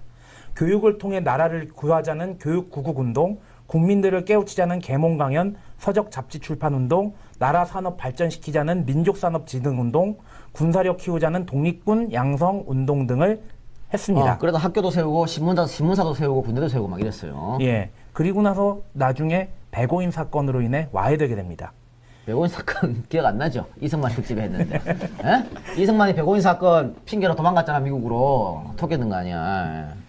그 다음에 이후 안학 사건이라고 있는데, 이 안중근 의사의 동생이죠? 안명근 의사가 독립운동을 위해서 총 이렇게 사고 뭐 이랬는데, 이거를 갖다가 김구랑 엮어가지고 이런 사건이 있었어요. 그래서 잡혀 들어갔었는데, 김구 선생이. 안학 사건, 백오인 사건에 연루돼가지고 서대문 감옥에 백범이 투옥됩니다. 그래서 정말 엄청난 고문을 받았다 그래요. 유명하잖아요. 서대문 형무소의 그 엄청난 고문. 엄청난 고문을 받았는데, 이 모진 고문을 어떻게 견뎠냐면, 박팽년, 사육신이죠? 박팽년에 이 쇠가 식었으니 다시 달고 오라. 이 구절을 계속 암기하면서 참았다. 이게 뭐냐면, 박팽년이 옛날 그 고문하잖아 이렇게. 이거 뭐라 그래? 단근질이라고 인도. 인도 했다가 지지잖아. 샵! 이러고. 근데, 식으면, 독립운동 표현인데 그렇게 식으면, 야, 다시 달고 와! 뭐 이랬다 그래. 그러니까 옛날 우리 조상을 생각하면서 그저 그렇게 참았는데 나는 이것도 못 참고 그래서 그렇게 했다고 백범일지에 쓰여 있습니다. 근데 백범일지에는 박팽년이라고 나오는데 실제로는 다른 사람이 이 얘기를 했다고 그래요. 그런데 기왕에 박팽년 얘기 나온 김에 좀 설명을 드리면은 세종 때 집현전 학사였고 세종, 문종, 세조의 총애를 받은 사람입니다. 그리고 세조 때 단종 복위를 도모하다가 모진 고문 끝에 옥에서 죽은 사람입니다. 이 사람이 얼마나 뛰어났냐 하면은 별명이 집대성이었어요. 다른 사람들은 요게 뛰어나고 어떤 사람들은 요게 뛰어났는데 이 사람은 전부 다 뛰어나서 집대성이란 별명을 가지고 있었습니다. 세조가 이 박팽년을 굉장히 아꼈다고 그래요. 그래서 옥에 갇혀가지고 박팽년이 칼 쓰고 헤 하고 앉아있는데 세조가 와서 꼬시는 거예요. 여러 차례 그랬다고 그래요. 야, 나한테 충성해. 와. 그렇게 했는데 절대 회유에 안 넘어갔다고 그래요. 그래서 세조가 이 사육신대를 가리켜서 당대에는 난신이라고 평가를 받겠지만 후세에는 충신이라고 평가를 받을 것이다 라고 했다고 합니다. 그리고 또 재미있는 게 세조가 왕이었을 때 지방관이었거든요. 박팽년이라는 사람이. 그런데 지방관이니까 이제 중앙에 편지라든지 서찰이라든지 공문을 보낼 거 아니에요. 그런데 뭐 예를 들어서 신이 생각하기에 라고 써야 되는데 거기에다가 신이라는 말, 신하 신자 하나도 안 쓰고 난네 신하가 아니다는 뜻이야? 예, 직위하고 이름만 써서 보냈는데 세조 주변의 신하들이 그걸 아무도 몰랐다고 합니다. 그래서 나중에 야, 너 나한테 신이라고 표현했잖아 그랬더니 아니야 이 새끼야 다 뒤져봐 그랬더니 전부 신이란 말 하나도 없던 거죠. 대단한 건조. 네. 왜? 처음 들었나? 자, 이후에 이제 이름을 이제 9구자로 바꿔요. 김구로 바꾸고 호를 백범을 하고 있습니다. 이 백범이 뭔 뜻이냐면 그 백범의 백자는 백정을 뜻합니다. 천한 계급, 백정을 뜻하고 범자는 이게 필부라는 얘기지. 네. 평범한 사람. 그러니까 나는 천한 신분의 계급과 그 범부, 평범한 사람이라는 걸 자기가 나타내는 거죠. 그렇게 해서 호를 바꿨어요. 근데 여기 서대문 형무소에 3년 6개월을 복역하고 추록을 했는데 출소하기 석 달 전에 딸 화경이 사망합니다. 화경이 죽었는데 화경이 7살 때 죽었어요. 7살 때 죽었는데 죽기 전에 뭐라 그랬냐면 나 죽었다고 옥에 계신 아버지께는 기별하지 마십시오. 아버지가 들으시면 오직이나 마음이 상하겠소 라고 했습니다. 몇 살 때 했다고? 7살 때. 37에도 못하잖아. 너는 하니? 난 못하지. 근데 7살에 이렇게 대단한 거고. 그래서 결국은 김구 선생은 감옥에 있을 때 사망 소식을 듣지 못하고 나와서 이렇게 사망 소식을 들었어요. 그리고 1919년 상해로 망명을 이제 합니다. 상해로 망명을 하는데 당시에 이제 임시정부가 세워졌었죠. 그래서 안창호를 찾아가서 뭐라 그랬냐면 임시정부에 문직이라도 좋으니까 제발 좀 임시정부에 넣어달라고 그럽니다. 유명한 얘기 아니야? 난 임시정부에 문직이라도 좋다 이렇게죠. 그걸로 행복하다 이렇게 해서 간청을 해가지고 안창호가 경무국장에 임명시키죠. 그리고 1920년과 1922년에 부인과 그 첫아들 어머니가 이제 다 모두들 상해로 들어옵니다.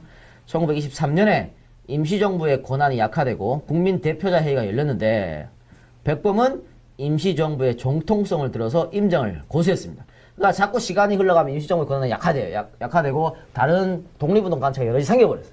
그러면서 이 국민대표자회의에 박은식 대단한 독립운동가죠. 네. 언론인이고 박은식이 국민대표자회의가 국민대표자회의를 만들었는데 김구가 이를 굉장히 비난했죠. 아니 왜 그런 걸 만들어가지고 이게 자꾸 분열을 시키고 이러나 이러니까 박은식의 아들이 항의하러 찾아옵니다.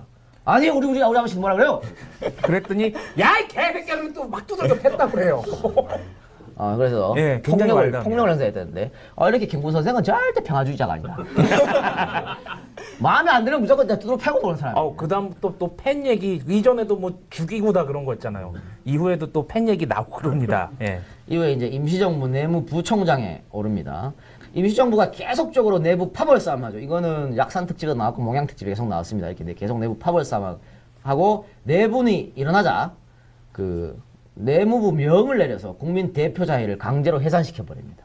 그러니까 다 임시정부를 뭉쳐라 이렇게 되는 거죠. 좀 단순하죠 좀. 그래서 김원봉을 계속 비판하고 그랬던 거예요. 김원봉하고 사이가 안 좋아졌던 것도 왜 임시정부를 안 들어오냐는 얘기죠. 임시정부로 뭉치지 왜 자꾸 딴 데 가서 그렇게 하냐 이게.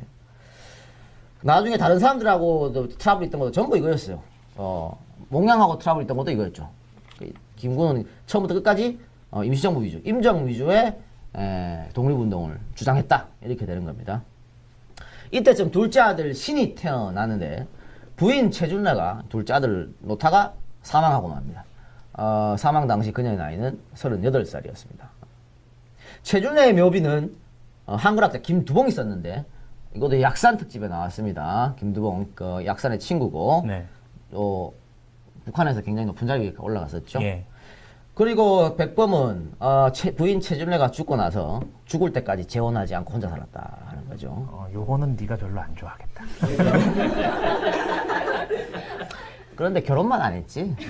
뭐가 뒤에 뭐가 나와요. 있었어. 또 있었어요. 예. 결혼만 안 했을 뿐이야. 아니 어떻게 혼자 사나? 아이, 한참 때인데. 아이. 자, 1926년 임시정부 국무령에 오르는데 이때 말이죠. 대통령제에서 내각 책임자로 바꿨어요. 바꿔서 이 국무령에 올라가지고 자기의 권력을 이렇게 분산시킵니다. 그러니까 원래 이승만이 무조건 혼자 대통령 하려고 했잖아. 막 이게 내각제도 내각제 하지 마. 무조건 대통령 해야 돼. 혼자 올라가는데 김구 선생은 말이죠. 그러니까 혼자 권력을 차지할 수 있었는데도 불구하고 내각제로 바꿔가지고 집단 지도 체제를 구성합니다. 이게 자기 권력을 다 이렇게 나눠주는 거지. 이 김구와 이승만의 결정적인 차이라고 볼 수 있겠는데. 이때 두 아들에게 유서 형식으로 편지글을 쓰죠. 이게 그 유명한 백범일지입니다. 오늘 우리도 계속 백범일지에서 지금 조사 자료를 추출해 갖고 와서 얘기를 하고 있는데, 자, 1920년대 중반 이후에요. 임정은 극심한 자금난에 시달립니다. 그래서 임시정부 청사 월세를 내야 되는데 월세를 못 내가지고 말이야. 주인이 막 와갖고 월세 내라고 막 싸우고 이랬다고. 그 다음에 독립운동가들 맨날 와 있잖아. 그 사람들 밥도 제대로 못 주는 거예요. 그러니까 이 사람들 어떻게 해? 떠나가지. 그죠? 다 떠나가서 각자 살 길을 모색하고 그랬어요. 그러니까 임시정부는 더더욱 공경에 처할 수밖에 없었다. 아니, 왜 이렇게 돈이 없었지? 미국에 돈 졸라 많았는데? 얘기를 해. 왜 그랬는지. 이승만이 돈 벌러 가겠다고 갔다가 거기서 탱자탱자 해서 그렇죠. 뭐. 이승만이가 돈을 많이 슈킹을 쳤죠. 이래서. 그래서, 근데 보내주긴 보내줬어. 임정에다가. 아주 약간. 자기는 이만큼 모아가지고 아주 약간 일단 보내주긴 줬다는 티는 내야 되니까. 조금 보냈어요. 그래서 임시정부를 할 때는 대단히 어려웠었다. 아니 어느 정도 어려웠어요? 이게 일화가 또 있어. 이거 아마 3.1절 특집 이런 데 보면 백범 드라마 보면 맨날 나오는 일화야. 백범의 어머니가 쓰레기통을 뒤져가지고 그 중국인들이 먹다 버린 배추 같은 거 그거 주워가지고 쓰레기 뿌리고 막 이랬었거든. 이게 3.1절 특집에 보면 항상 나오는 그런 일화죠. 그러니까 이 정도로 대단히 어려웠다. 그래서 백범의 모친이 아들에게 짐이 되기 싫어서 입이라도 하나 덜 자 그래가지고 손자들을 데리고 한국으로 돌아오지요. 그리고 이제 여기서부터 중요한 게 나오는데 1931년 11월에 일본 정부 요인 암살을 목적으로 한인 애국단을 결성합니다. 이 한인 애국단은 김은봉이 만들었던 의열단. 의열단과 아주 쌍두마차라고 해야겠죠. 폭력 투쟁, 대항일 투쟁 선봉장 역할을 했었다는 겁니다. 어느 정도였냐면 31년 11월에 만들었더라 했어요. 근데 해가 바뀌어서 32년 1월에 이봉창이 의거를 합니다. 3월에 유진식, 이석주가 의거를 합니다. 4월달에 윤봉길이 의거를 하고 5월에 최응식의 의거 등이 매달 그냥 한 번씩 이렇게 의거를 일으켰습니다. 그러면 이봉창의 의거를 한번 얘기해 볼까요? 1931년 말에 이봉창이 김구를 찾아옵니다. 나 같은 노동자도 노동을 하면서 독립운동을 할 수 있습니까? 제 나이가 31입니다. 앞으로 31을 더 산다고 해도 더 나은 재미는 없을 것입니다. 인생의 목적이 쾌락이라면 지난 31년 동안의 인생의 쾌락이란 것을 대강 맛을 보았습니다. 이제부터 영원한 쾌락을 위해서 독립사업에 몸을 바치겠습니다. 이 말을 들으니까 백범이 또 울컥하잖아. 백범이 울면서 이렇게 말했어요. 그대의 뜻이 가상하니 1년 안에 계획을 세우겠다. 그러나 임정에 돈이 없어서 널 거둘 수가 없다. 그동안 어떻게 생활할 것인가? 괜찮습니다. 공장에서 일하며 지도가 있을 때까지 기다리겠습니다. 이렇게 돈이 없어서 널 거둘 수 없다니까. 내가 일본말 되게 잘했어. 이봉창이. 일본에서 노동운동이 아니고 노동자생활을 했었고, 그래서 중국에 와서도 노동자생활을 하면서 때가 되기를 기다립니다. 자, 그래서 결국 때가 됐어. 때가 돼서 백범의 수류탄 2발을 이봉창에게 건네줬어요. 한 발은 일왕을 죽이고 나머지 한 발은 자살해라는 얘기였죠. 자살용으로 준비를 했는데 일본으로 떠나기 전 백범과 함께 태극기 앞에서 기념사진을 찍습니다. 이거 유명하죠. 왜? 태극기 뒤에 있고 수류탄 이렇게 들고 이게 찍은 거 있잖아요. 요거 한 방 찍고 또 백범이랑 같이 또 사진을 찍었어요. 근데 그 사진에서 유난히 이봉창 의사가 웃었어요. 굉장히 활짝 웃었어요. 예. 그러니까 일본으로 떠나기 전에 백범이 우리 돈이 없었다 그랬잖아요. 임시정부에. 그런데 다 어렵게 또 돈을 마련해서 아니 일본까지 갈 차비가 있어야 될 거 아니야. 또 거기 가서 뭐 자고 먹고 할 돈이 있어야 되니까. 그래서 정말 어렵게 군자금을 마련해 줘가지고 이봉창이 줘서 이봉창이 일본으로 떠납니다. 그래서 1932년 1월 8일 도쿄 교회에서 간병식을 마치고 돌아가던 히로히토 당시 일본 천황에게 일왕이지 천황이 아니고 수류탄을 던졌는데 히로히토가 무사했어요. 그래서 거사에 실패했다는 거죠. 실패했습니다만 이봉창은 수류탄을 투척한 후 그 자리에서 품 안에 있던 태극기를 꺼내들고 대한독립 만세 3번을 외친 뒤 체포되었습니다. 당시 상해 중국신문에 난 기사를 한번 소개시켜드리겠습니다. 조선 청년 이봉창이 던진 수류탄은 앞에 있던 근위병과 말만 부상시키고 일본 천황에 맞지 않았다. 그때 조선 청년 이봉창은 피하지도 않고 태극기를 흔들며 대한독립만세를 3번 부른 후 태연히 포박되었다. 결국 이봉창은 거사를 일으킨 그의 사형 선고를 받고 10월 10일 날 일본의 형무소에서 형장의 이슬로 사라졌습니다. 사망 당시 그의 나이는 고작 32살이었다는 거죠. 미혼이었기 때문에 처자식은 없었습니다. 아까 20살 얘기도 했었지만 우리 의열단 다 20대였죠. 27세, 28세. 그죠? 정말 꽃다운 나이에 이 박사 얘기처럼 그렇게 웃으면서 생을 마감했습니다. 약산 특집에 편지 보냈다는 거 있었잖아요. 그것도 얼마나 아름다운 거야. 모든 일이 잘 될 것 같습니다. 이렇게 쓰면서 낭만도 있었던 사람이고 그 독립운동가 이랬던 것 같아요. 잘 들어 이 친일파 개새끼들아. 이봉창 의사 거사 다음 달인 2월에 중국인 잠수부들을 이용해서 상하이 주둔 일본군 사령부에 신형 잠수정 이즈모호 폭파 계획을 세웠으나 실패하고 말았어요. 이거 왜 실패했냐면 이거 당시 돈으로 1,000원인가 2,000원 엄청난 돈을 들여서 이거 계획을 세웠거든 백범이. 그러니까 그 잠수정 이즈모호를 폭파해야 되는데 잠수정이 바다에 있잖아요. 그러니까 일단은 바다까지 가야 돼. 가야 되는데 뭐 이게 잠수복도 없고 그러니까 어떻게 저 일을 하지 고민하고 있었는데 우리 중국 대륙에 말이죠. 희한한 사람들이 많잖아. 한 10분 이상 잠수할 수 있는 애들이 있대. 산소통 없이. 그래가지고, 백곰이, 그래? 아니, 씨발, 걔들 데리고 와. 그래서 걔들 돈 주고 샀어, 3명을. 10분 이상 잠수할 수 있다 그래서. 난 중국에 장풍을 쏠 수 있는 사람이 있을 것 같아. 한 10억 인구 중에 없을까? 할 때 사가지고 보냈단 말이야. 그러니까 이제, 잠수부들이 이제 신호를 주면 폭파 눌러가지고 폭파시키기로. 그러니까 그 잠수정에다가 폭탄을 붙이는 거죠. 시한폭탄. 중국 애들이 붙이고 나오는 건데 이 중국 애들이 쫄아가지고 말이야.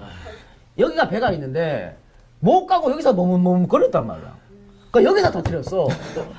그 중국 애들만 죽었어요. 이게 다행이라 그래야 되나? 우리 독립운동가들 안 죽었으니까.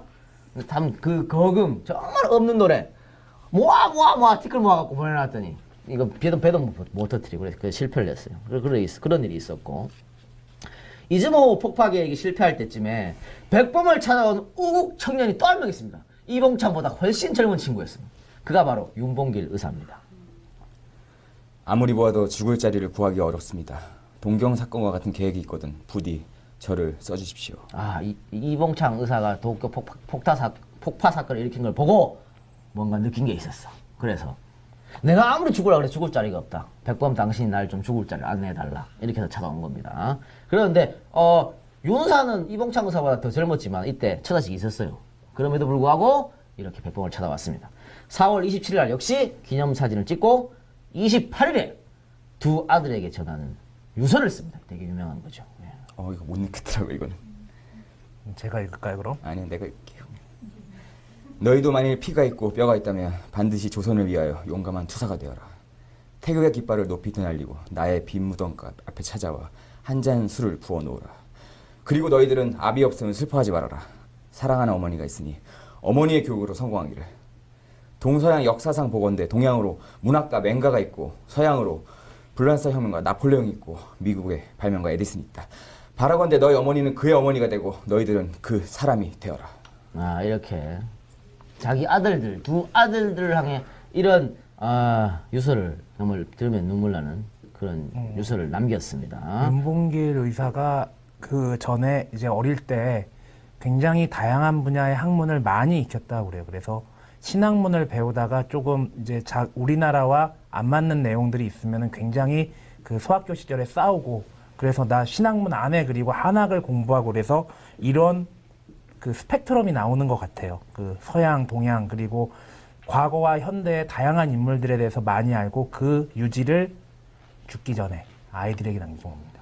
아, 대단하지 않아요? 아비 없으면 슬퍼하지 말아라. 아버지 없는 거 슬퍼하지 말고 니들도 피가 있고 뼈가 있으면 반드시 조선을 위해서 용감한 투사가 돼. 니들도 같이 죽어 나 따라서 이렇게 얘기하는 거 아닙니까? 아주 빚덩이 같은 아들들한테 얼마나 대단한 사람이에요. 아, 이렇게 유서를 쓰고요.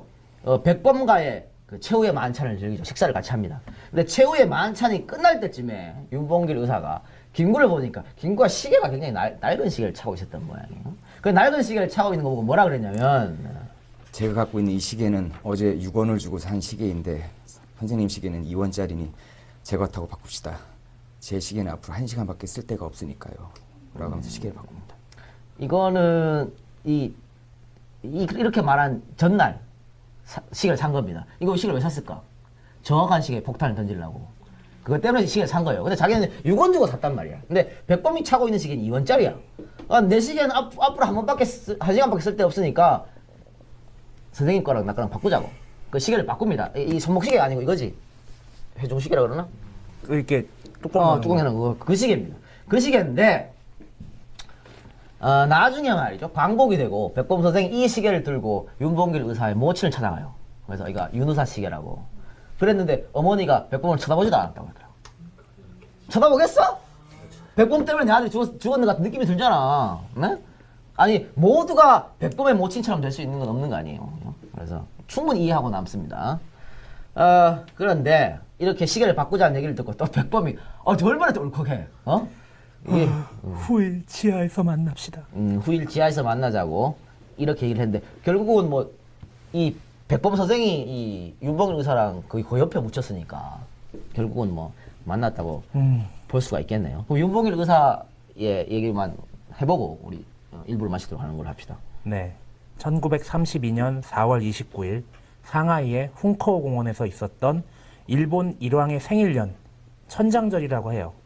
여기에서 일본은 참가자에게 도시락과 물통을 준비할 것을 요청했습니다. 그리고 윤봉길 의사는 도시락에 밥 대신에 폭탄을 설치하고 행사장에 나가서 폭탄을 던진 겁니다. 윤봉길 의사의 이 의거로 상하이 파견군 총사령관 시라카와 요시노리, 상해 일본 거류민단장 가와바타 사다스쿠 등이 사망하고 총용사 무라이, 제3함대 사령관 노무라 기치사부로, 제9사단장 우에다 겐키치, 주중공사 시게미스 마모루, 방송에 한번 나온 것 같은데. 시게미스 마모루 제일 급한 특집에 나왔지. 신격호 마누라의 외할아버지. 아이씨 어렵다. 중상을 입습니다. 윤봉길은 1932년 5월 28일 사형 선고를 받고 12월 19일 가나자와 육군형무소에서 총살당했습니다. 총살 직전 마지막으로 남길 말이 없냐는 물음에 사형은 이미 각오했으므로 하등 말할 바 없다고 의연하게 답하시고 사망하셨다고 합니다. 윤봉길 의사의 시신은 봉분도 없이 거의 버려지다시피 안매장됐습니다. 이거는 일본 애들이 일부러 그런 거죠. 왜냐면은 이게 왜 치욕스러우냐? 사실 우리가 우리 독립운동가들이 의사들이 성공한 케이스가 별로 없거든요. 안중근 의사나 윤봉길 의사를 빼고는 거의 성공한 케이스가 없어요. 다 실패하고 이랬는데 윤봉길 의사는 지금 여러 명을 죽여버렸거든요. 그러니까 일본으로서는 치욕스러운 거고 복수를 하려고 봉분도 없이 그냥 끌어묻어 버린 거지. 소위 말해서 땅 구덩이 파서 그냥 이렇게 해버린 거예요. 아무데나 내다 버렸다는 얘기죠. 이 시체를 수습한 사람이 박열이라는 사람인데 이것도 김구 선생이 지시한 겁니다. 윤봉길 의사가 돌아가셨을 때가 나이가 25살입니다. 그의 둘째 아들은 어릴 때 사망했습니다. 그리고 그의 손녀는 새누리당에 입당했습니다. 진짜 짜증 확 나네. 박근혜 대통령 인수위에 있습니다. 윤지경 씨. 그리고 아니 뭐 세상이 이래. 참나. 아니 어떻게 윤봉길 의사의 손녀가 에이씨. 그리고 윤봉길 의사의 이 의거에 대해서 박헌영과 이승만은 비난을 했습니다. 박헌영 같은 경우에는 윤봉길 의사의 의거에 대해서 민중의 계급적 각성과 연대가 없는 극소수의 활동이라고 했습니다. 욕을 안 할 수가 없어. 이승만은 이런 행동은 어리석은 짓이며 일본의 선전 내용만 강화시켜줄 뿐 한국의 독립을 가져다 주지 못할 것이다 라고 비판했습니다. 이게 말이 됩니까? 욕은 크게 해도 돼요. 괜찮아요. 네. 윤봉길 의사의 의거로 인해서 나중에 얘기가 나오지만 중국의 태도가 바뀌어요. 그리고 장제스와 당시 국민당 정부가 지원을 합니다. 아니 그러면은 당시 국민당과 장제스는 바보들입니까? 바보를 지원한 겁니까? 이게 지금 이게 누구야? 어디 갔어? 너까지 왜 이래? 다시. 지금 이 박헌영 얘기가 나왔는데 말이죠. 내가 어디서 그랬더라? 무슨 방송인지 모르겠는데 박헌영을 얘라고 표현했어. 얘. 걔. 박헌영 걔도 대단하냐? 그랬더니 항의 메일이 오고 난리가 났어. 박헌영 뭐 걔라 그랬다고. 아니 뭐 김대중 보고도 김대중이가 그러고 노무현 보고도 노무현이가 그러는데 내가 박헌영 보고 이승만 보고 개새끼라 그러는데 박헌영 보고 내가 얘라고 왜 못하나? 그러면서 나한테 뭐라 했냐면 당신이 박헌영의 삶에 대해 얼마나 아냐 그래. 내가 빨갱이 삶이나 몰라 그래. 이걸 잘 아셔야 돼요. 박헌영이 바로 이렇게 윤봉길 의사의 이런 아주 의거에 대해서 깎아내렸었고 박헌영 때문에 박헌영이 한국전쟁에 책임이 없습니까? 박헌영도 분명히 한국적인 전쟁에 책임이 있어요. 그 수많은 사람을 죄 없는 사람의 목숨을 앗아갔고 빨치산을 만들어서 얼마나 많은 사람들 거기에 또 희생됐어요. 박헌영의 죄가 한두 개가 아닙니다. 그런데 뭘 박헌영의 삶을 알고 그런 게 어딨어. 스탈린과 김일성이 만날 때 같이 있던 사람이 박헌영입니다. 제가 말이죠. 내가 팬카페에도 그런 걸 썼었는데 지도자의 잘못된 선택. 공산주의 사회주의 할 수도 있고 주장할 수도 있어요. 그런데 결국은 결과는 어떻게 됐어요? 공산주의 사회주의 하느라 다 망했어. 지구상에 있습니까 지금? 북한밖에 없지. 예? 북한도 사회주의냐? 중국은 사회주의도 아닌 거고. 그러니까 이게 다 망한 거야. 그러면은 당시 공산주의를 정말 맹렬하게 지도했던 박헌영 같은 사람은 잘못된 판단을 한 거죠. 그죠? 이거는 비난을 할 필요가 있어요. 당시에 우리 독립운동가들이 다 사회주의를 지지하지 않았거든? 자, 백범이 당시에 공산주의자들이 어떻게 생각나 봅시다.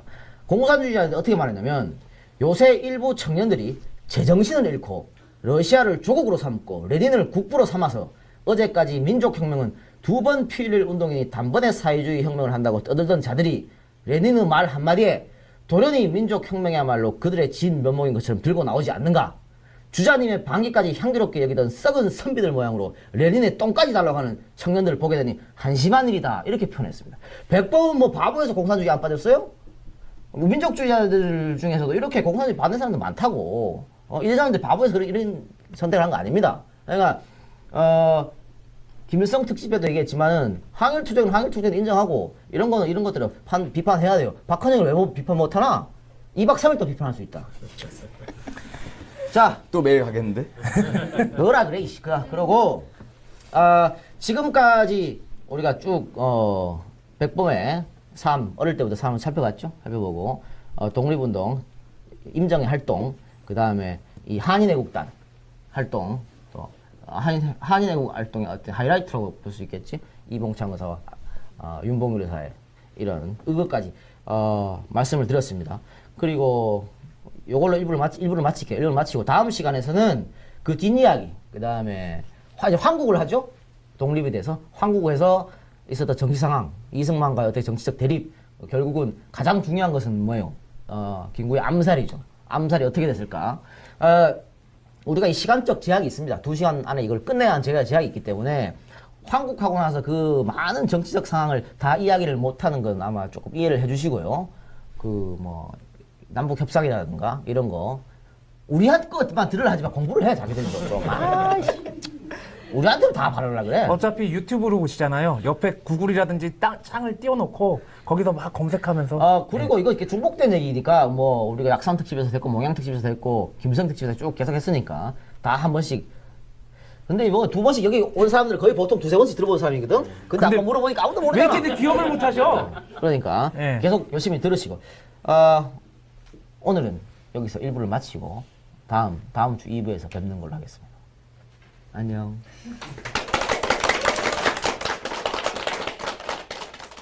사실 이게 다 대학 논문인데 써먹을 게 한 개는 없어. 세계 수준이 따위야. 광복해도 자료가 없어요. 제가 광복회는 아는 아니 선수한테 박사 받은 물어봤는데 인간들 뭐 했나 학교 다닐 때? 어? 뭐 이딴 거를 써볼 것도 없는 걸. 교수 따까리 했다 이 새끼야. 아 진짜. 이 뒤에 힘드시죠? 거는 겹쳐요. 이승만 특집하고. 재밌어요? 다행이다. 오늘 방송 아웃이야. 내가 볼 때 이거 못 써먹어. 다시 녹화해야 돼. 이 인원대로 다시 오면 되는 사람들. 물갈이를 해야지. 그 인원대로 하는 게 더 호응도. 아, 씨, 됐어. 난 뉴페이스를 보고 싶어. 연령 제한을 걸어야지. 성별 제한도 걸지. 성별 제한 당하고. 처음이죠 마지막에 괜찮은데. 감독님, 코 잘 찍어줘야 돼. 무시하나 지금 내 말을? 야, 니 코 따위가 지금 문제가 아니야. 어? 오똑하게 잘 각을 맞춰서 바짝바짝 빛날 수 있도록. 기름 좀 묻혀주랴? 거기만 댓글을 다. 뭐 자, 레디. 하나라도 잘생겨야 될 거 아니야. 남자는 코만 잘생기면 돼. 딴 거 잘생길 필요가 없어요. 코만 잘생기면 돼. 야, 영상 보니까는 내 손이 너무 커가지고 징그럽던데. 그런 건 별 상관 안 해도 돼. 이상해. 아, 나 어제 성형외과 갔다 왔는데 브이라인을 좀 만들어 보려고.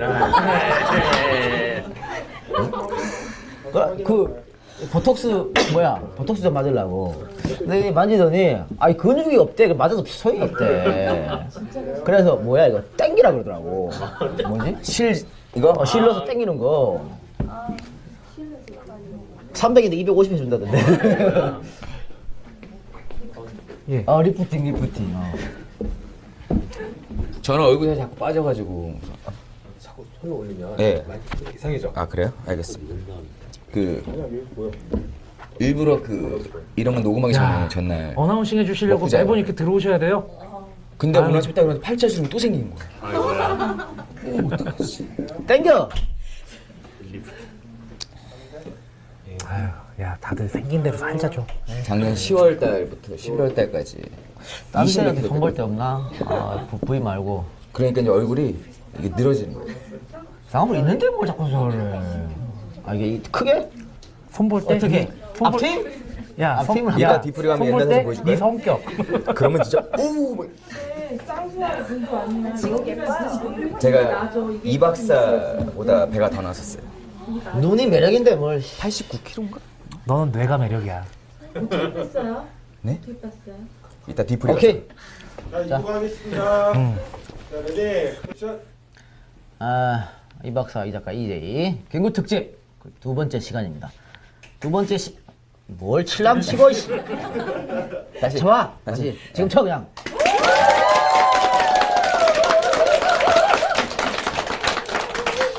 두 번 시간인데 뭐 새롭게 한 건 아니고요. 그냥 그 자리에서 지금 녹화를 하고 있어요. 그 자리에서 뭐 그것도 똑같잖아. 그래서 녹화를 하고 있는데 여러분들은 새 기분 새 마음으로 봐주시길 당부드리겠습니다. 아, 다 새로 보는 분들이에요.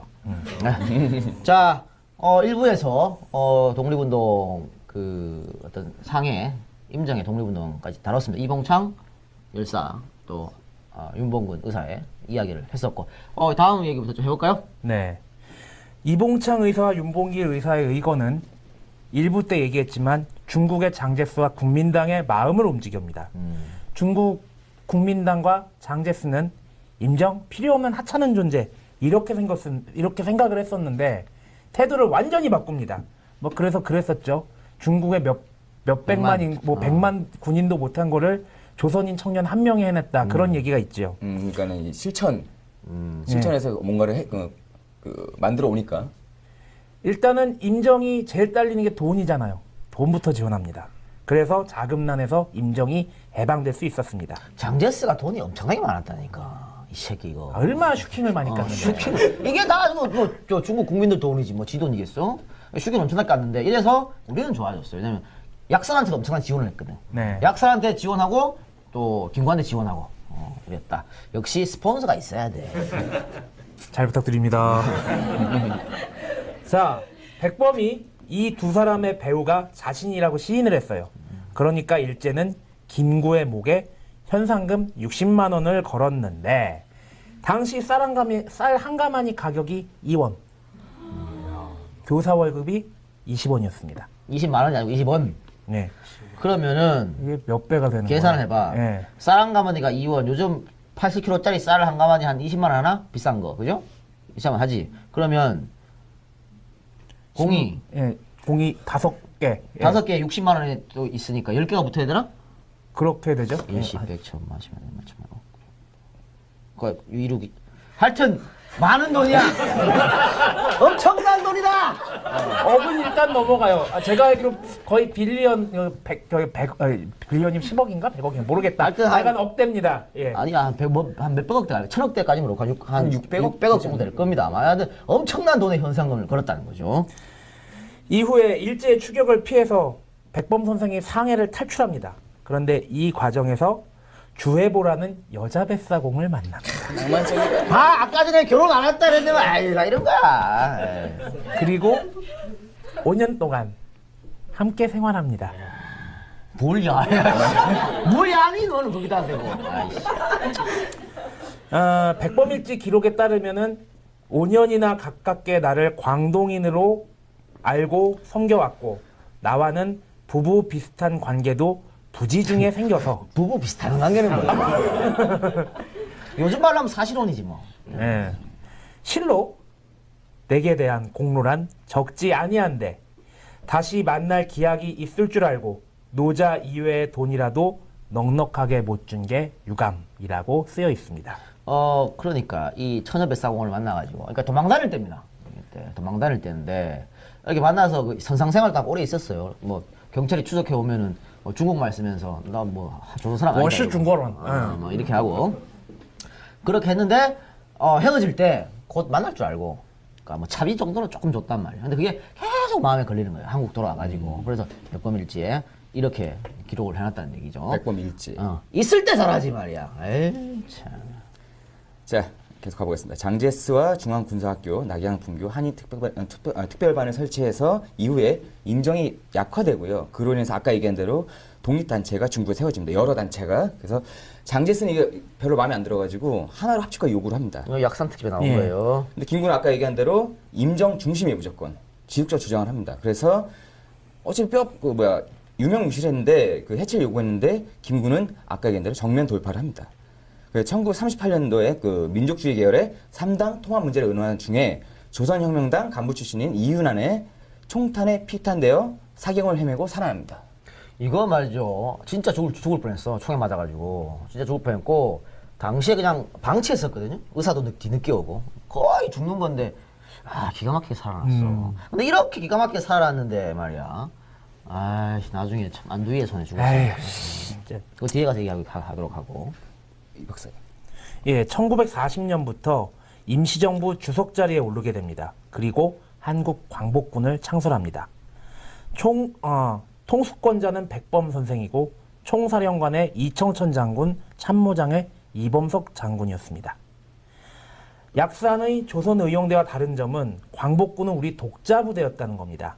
이게 뭐냐면요. 약산의 조선의용대는 중국인 부대 밑에 있었지. 그래서 중국인 부대 밑에 들어가서 선전활동 같은 거 하고 그렇죠. 막 이랬잖아요. 근데 우리 한국 강복군은 우리 조선의 독립국만 그대로 그렇죠. 독자적인 부대였죠. 이게 예. 완전 다른 겁니다. 예. 1941년에 일본이 진주만을 공습하죠. 이 공습이 있자 대한민국 임시정부 명의로 대일본 선전포고를 합니다. 국가전연을 하는 거죠. 국가 대항. 우리를 국가로 인정해달라고 하는 겁니다. 이거는. 이듬해에는 약산의 조선의용대를 광복군에 편입시키죠. 이전 방송에 나왔었습니다. 미국 OSS와 합동훈련을 하면서 광복군이 한반도로 진격할 준비를 합니다. 그런데 참 운이 없었던지 아니면 작전상의 문제였던지 원자폭탄이 떨어졌을 때 일본에 떨어지게 됩니다. 이게 옛날에 김성진이 불렀는데. 예, 달빛가족. 내 초등학교 별명이 김성진이었는데. 닮았나? 너는 김성진 나왔다는 거 자체가 늙었다는 얘기야. 아유. 김승진, 문성근, 그다음에 요즘은 그 룰라 이상민? 아무거나 막 갖다 붙이는구만. 하여튼 너무 좋아한다. 원자폭탄이 떨어져가지고 일본이 생각보다 일찍 항복합니다. 그래서 이제 조선 진공 계획을 세우던 그 김구의 계획은 완전히 빗나가고 맙니다. 제일 억울했죠 이거를. 예. 정말 원통한 이게 정말 원통한 순간이죠. 아 이것 때문에 외세에 의해서 독립을 한 거죠. 오늘 김구 말대로 정말 우리 부대가 이 헬기 부대, 낙하산 부대가 딱 가서 일본을 이겼으면은 우리가 그 분단도 안 됐을 거고 말이야. 그런데 외세의 힘에 의해서 광복이 됐기 때문에 결국 분단까지 갔어요. 그래서 굉장히 이걸 원통하게 생각했어요. 왜냐면 승전국이 돼야지 그 권한을 갈 수가 있잖아요. 근데 그걸 못한 거지. 그렇죠. 1945년 11월 3일이었습니다. 김구 선생이 귀국합니다. 그런데 미군정은 임정을 인정하지 않았죠. 아, 개새끼. 그래서 임정의 수령 자격으로 온 것이 아니라 개인 자격으로 귀국을 합니다. 이승만하고 비교가 많이 되죠. 이승만은 들어올 때 굉장한 환영, 열렬한 환영을 받고 이 박사님 막 그러고 그랬는데 이 박사님. 나는 아니야. 그렇게 들어왔고 백범은 되게 조용하게 뭐 트럭 한 대, 육공 트럭 한 대 보내줘가지고 들어왔으니까. 근데 이 백범보다 더 환영 못 받은 사람은 약산이었고 들어온지도 몰랐고 그렇게 돼요. 이게 어떤 미국의 임정을 무시했던 행동 때문에 그러지 이미 않았나 이승만하고 싶은데. 다 이게 짱을 쳐놔가지고 지가 먹으려고 한 거예요. 또 이때 재밌는 게 말이죠.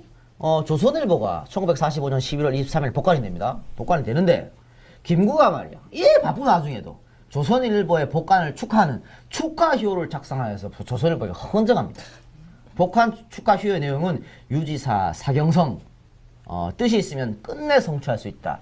이렇게 말이야. 백범 선생이 조선일보를 위해서 너 새끼들 그러면 안 돼. 10만 원짜리 화폐에 백범 넣으면 안 된다고 지랄 하고 있고 말이야. 에이씨 나쁜 놈의 새끼들. 사람이 말이야. 의리가 없어. 자, 1945년 11월입니다. 모스코바 삼상회의가 있었죠. 이때 신탁 통치가 결의됩니다. 그리고 1945년 12월 27일에 공동성명이 발표되는데 그 내용이 한국의 임시정부를 수립하고 그 정부 및 사회단체와 협의하여 신탁안을 결정하는데 그것은 최고 5년으로 한다 였습니다. 이건 뭐냐? 선 임정 수립 후 신탁안. 이게 중요한 이었습니다. 겁니다. 그러니까 임정을 모스크바 사무상의 결정은 임정을 먼저 수립하고 인정한 거야. 임정을. 그 다음에 신탁 안 되는데 이게 우리나라로 들어오면 어디서 나왔어? 하여튼 나왔는데 오보. 밖에 들어온 거예요. 20조선 동안에 오보를 해가지고 뭐라고 됐어? 선 신탁 후 임정 수립으로 알려졌습니다. 이래서 우리나라에서 반탁 운동, 참탁 운동은 난리가 난 거예요. 이 잘못된 보도 하나 때문에. 조중동이 만든 거예요. 아, 똥딱을 못 써먹고, 에이씨. 자, 12월 29일 경교장에 각 정당, 사회단체 대표가 모여서 신탁 통치 반대를 역설합니다. 이때 김구 선생은 울면서 신탁 통치만은 안 된다고 읍소를 했습니다. 반면에 송진우는 신중론을 들어서 반대했죠. 반대한 게 아니고 신중론. 조금 더 조금 더 지켜보자. 지켜보자. 이렇게 된 거죠. 이거 백이사 특집에 나옵니다 이거. 그래서 나오는 거 이제. 그래서 그날 새벽까지 김구 선생하고 논쟁을 벌였죠. 예, 송진우하고 맞섰죠. 그리고 송진우는 집에 돌아가다가 한현우에게 집에 암살당하죠. 돌아가서 돌아가다가 아니고 집에 돌아가서 예. 그 집에서 저번에 자다가 그 백이사 그렇죠. 특집. 예. 그 새벽에 자고 있을 때 들어와서 처음에 그 친척한테 쏘고 그다음에 네가 누구냐? 내가 송진우다. 쏘는 거죠. 그러니까 송진우가 왜 그럼 이렇게 백범한테 맞섰냐면 그러니까 사실 백범이요 이 반탁을 왜 이렇게 강하게 했냐면 임정 중심으로 해서 단독 정부를 꾸리려고 그랬다고. 임정 중심으로. 그런데 그거를 하지가 가만히 보고 있겠나? 어? 그러니까 송진우가 그래봤자 하지는 안 된다 이렇게 하면서 반대를 한 거고 그다음 신중현을 편 거고 이래서 송진우를 죽인 게 백범이 아니냐라는 그런 얘기가 나오고 있는 거죠. 음모론이. 당시에 하지도 송진우 암살 배후에 김구가 있다고 봤습니다. 그래서 1946년 1월에 김구를 불러서 반탁운동 중지해라 라고 명령했습니다. 그리고 하지는 김구에게 다시 한번 나를 기만하면 죽여버리겠다 라고 말하고 근데 이렇게 말할 때 우리 김구 선생이 그래 내가 오늘 여기서 죽겠다 뭐 이랬다고. 예. 똥배짱 아주. 그리고 김구 선생의 경호원들이 가지고 있던 무기를 전부 뺐습니다. 하지가. 이걸 뭐라 그러지? 군대 용어로? 무장해제. 그래. 군대에서 무장을 해본 적이 없어서. 자, 1947년 12월에 아까 말씀드렸던 장독수가 암살당합니다. 그런데 이 장독수도 누가 죽였다? 김구가 죽였다라는 오해를 모르지 뭐 오해인지 진짜인지 뭐 어쨌든 그래서 근데 미군정은 장독수 암살 배후에 백범이 있다고 봤어요. 그래서 법정으로 그를 소환했습니다. 결국은 법정에 세웠어. 이승만도 김구가 배우일 것이라고 보았습니다. 그렇기 때문에 김구가 이승만한테 야 미국에 이야기해가지고 제발 나를 법정에만 안석해달라 이렇게 얘기했었거든요.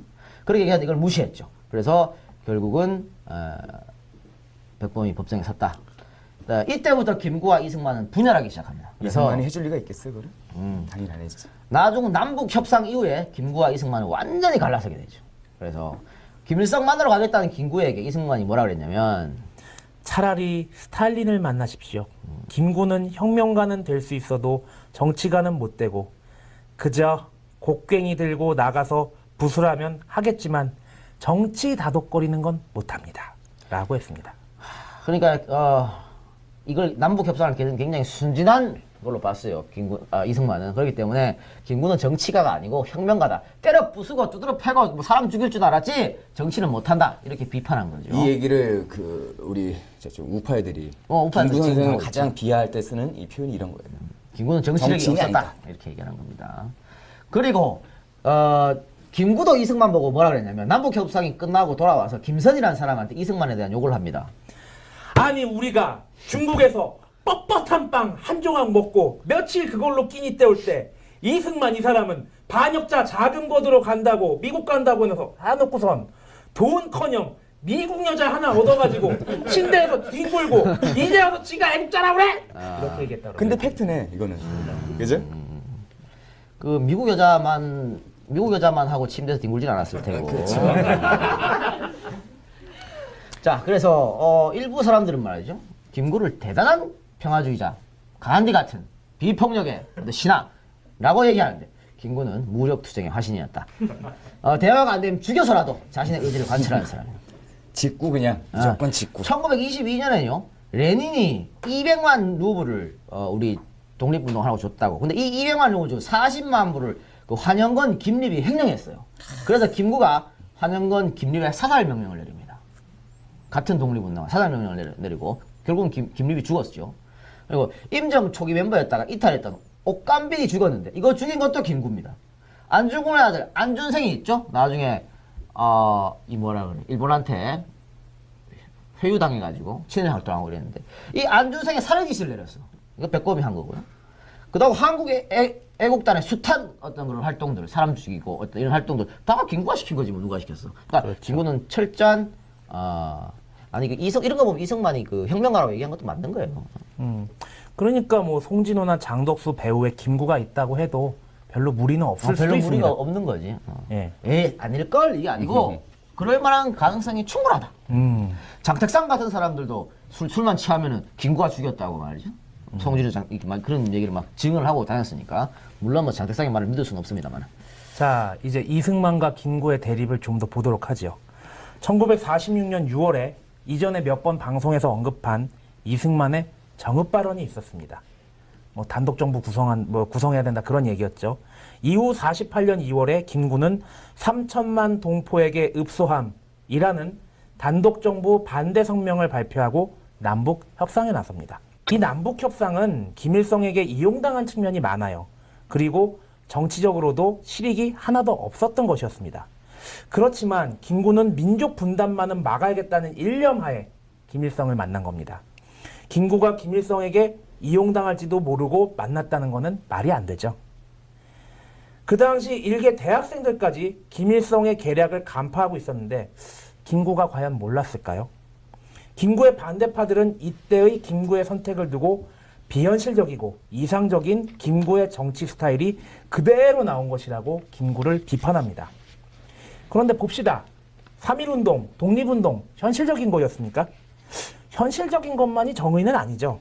오히려 김구는 단정이 수립되면 언젠간 전쟁이 일어날 거라고 예언한 정치인이었습니다. 김구 말고 이런 예견을 한 사람이 없었어요. 아니, 단일 국가로 1000년 이상 살아온 한국인데 후삼국 시대 이후 1200년 만에 분단이 곧 눈앞에 다가오는 상황이었습니다. 근데 이 상황에서 아무것도 안 하는 것이 오히려 더 매국적인 것이 아닌가 그런 생각이 듭니다. 김일성이든 뭐 지랄이든 일단 만나서 얘기를 해봐야 될 거 아니야. 안 되는 거 뻔히 알면서 그래서 우국 충정으로 갔다. 근데 이걸 가지고 비난하면 안 되지. 이렇게 남북 협상을 갔다 오고 1949년 6월 26일 12시 36분 자택인 경교장에서 육군 포병 소위 안두희에게 총격당해서 돌아가십니다. 경교장 지금 어딘지 알아요? 지금 경교장 얘기를 하는데. 저기 삼성병원이지. 나쁜 놈의 새끼들. 얘들이 말이야. 95년도인가? 그 경교장 허물고 새 건물 신축 건물 하려고 했어요. 이 정신없는 것들 아니야 이거. 역사 내고식이 하나도 없어. 어떻게 경교장? 그 전에 경교장 건물을 뭘로 썼냐면 환자복 창고로 썼어요. 백범 선생의 집무실을 이 삼성병원 환자복 그 창고로 썼다고. 이렇게 생각이 없는 것들이에요. 이런 것들이 대한민국 최대 어떤 기업이라고 말이지. 그래서 이거 문화재로 지정을 하려고 지금은 문화재입니다 이게 문화재인데 이게 언제 이야기가 나왔냐면 뭐 김대중 정부 때 이야기가 나와가지고 결국 노무현 정부 지정이 됐지. 그럼 다 하는 거는 김대중 노무현이야. 아이 새끼들 정신 차려 좀. 아니 역사 교육을 배운 사람들도 이런 행동을 하는데 역사 교육이 없어진다고 생각을 해보십시오. 앞으로 무슨 사태가 어떻게 일어날지 몰라요. 이게 복원했는데 복원도 제대로 된 복원이 아니에요 이거. 이 경구장 여기 있으면 이 옆에 양 뒤에 전부 다 뭐야 지들 병원 신축했잖아. 앞에 주차장 만들고 뭐 하는 짓거리야. 주차장 없애고 옛날 그처럼 이게 뭐야 정원도 만들고 해야 되지. 아유 진짜. 이 백범의 사망은 친일 청산을 방해하는 친일파들의 최후의 발악이었습니다. 1948년 9월에 반민특위법이 제정되었는데 이 법을 주도적으로 만든 사람들은 김구를 추종하는 소장파 정치인들이었습니다. 반면에 이승만은 이 반민특위를 반대했죠. 이승만과 반민특위 간의 알력이 있었던 1949년 2월에 김구는 반민특위 활동을 방해하는 행위는 청소해야 할 것이다 라고 하면서 반민특위를 지지합니다. 딱 이때 김구가 암살당한 겁니다. 이게 연속 석상이 있는 거죠. 반민특위 와해시키고 국회 뿌라치 사건으로 우리 김구를 지지하는 소장파 정치인을 다 빨갱이로 몰아 잡아가두고 그리고 나서 김구를 암살시키는 거지. 그러니까 친일파들의 아주 마지막 발악이었다. 그러면 왜 그러냐? 백범 암살에 가담했던 관련자들 면면을 봐도 알 수 있습니다. 국방장관 신성모, 내무부 장관 윤치영. 이 윤치영이 안두희를 감형시켜주고 반민특위법 반대 국민대회를 주관한 인물이었습니다. 서북청년단의 홍종만, 헌병사령관 전봉덕, 부사령관 원영덕, 특무대장 김창룡, 포병사령관 장은상, 육참총장 최병덕, 친일경찰 출신 노덕술, 최우나, 몽땅 친일파였습니다. 백범 암살에 관련된 새끼들은 전부 친일파이다. 한 사람도 빠트림없이. 이 상황에서 백범의 암살은 반민특위를 와해시키고 국회 프락치 사건을 조작해서 소장파 국회의원들의 손발을 묶은 친일 세력들이 친일 청산을 못하게 하려는 최후의 발악이자 그들로 봤을 때는 마지막 활용점정의 사건이었던 거죠. 이 박사 아까 말했던 거 반민특위법 반대 국민대회를 윤치영이가 주관했다 그랬는데 윤치영이는 뒤에서 이걸 봐줬고요. 정말로 주관한 인물은 누구냐면 이종형이야. 이종형 아나? 이 박사가 이러면서 막 연기했던 친일파 있잖아. 아니 내가 됐어 안 해도 돼. 이 박사의 연기력에 빛을 발했던 그 친일파. 그거는 영상을 찍어놓긴 했는데 오픈 안 했어요. 근데 보면 뒤집어집니다. 그 사람이었고 자 운명의 그날로 가봅시다. 백범 선생이 암살당했던 요거는 이제 안두희의 증언을 참고로 해서 재구성해봤습니다 제가. 자 범행이 있기 하루 전인 1949년 6월 25일 장은산 포병대령이 안두희를 만나서 내일 12시에 김구를 암살하라고 지시합니다. 시간까지 정확하게 말해줬어요. 나중에 요 장은산 포병대령은 뒤지게 되죠. 마지막 주사위는 안소희가 하는 거 다 알지 않는가? 안소희가 죽갔는지 안 죽갔는지 내일 한번 해봐. 요렇게 지시를 해서 죽이라 그랬습니다. 그리고 그 암살당한 당일 1949년 6월 26일 오전 10시입니다. 자 12시에 죽이라 그랬지? 오전 10시에 안도희가 집을 나와요. 집을 나왔는데 아직 시간이 남았잖아. 12시에 죽이라고 했으니까. 그래서 경교장 근처에 자연장 다방이라고 있어요. 자연장 다방으로 갔습니다. 그래서 뭐 레지랑 커피 한 잔 먹고 있었겠지. 11시가 넘자 다방에 말이야 헌병들이 깔리기 시작하네. 이건 또 뭐야? 왜? 모르지 씨발 내가 어떻게 알아. 헌병들이 쫙 깔리기 시작합니다. 그래서 이때 헌병 사령관이 누구였냐? 친일파 전봉덕이었단 말이죠. 친일파 전봉덕이었는데 전봉덕의 딸이 누군지 알아요? 전혜린이지. 전혜린이 그 유명한 작품이 뭐지? 그리고 아무도 없었단가? 대단한 아주 초 베스트셀러 에세이죠. 이게 전봉덕이 아버지야. 결국은 전혜린도 스스로 자살해서 목숨을 끊었는데 이건 뭐 아버지가 친일파라고 딸까지 뭐라 그럴 수는 없고 어쨌든 그래서 이제 그 헌병대들이 쫙 깔리고 나서 경교장으로 이제 안도희가 다방에 나와서 경교장을 갑니다. 근데 경교장 앞에 경찰이 사실 지키고 있거든. 그래서 총 있나 이게 볼 거 아니야. 그런데 안도희가 검문을 받지 않았어요. 검문을 받지 않고 2층에 김구의 집무실로 올라갑니다. 자, 헌병도 도와주는 것 같고 헌병 있고 경찰도 경찰 통과하고. 있고. 예. 그때 김구의 방에서는 해방된 역마차라는 그런 노래가 흘러나오고 있었다 그래요. 내가 이 노래 알았는데 까먹었다. 옛날 노래 너무 잘 알아. 그래서 안도희는 백범을 만난 지 2분 만에 그를 저격했습니다. 보자마자 총으로 쐈다는 얘기지. 2분이면요 인사하고 인사하고 바로 거예요. 그냥 쏜 거죠.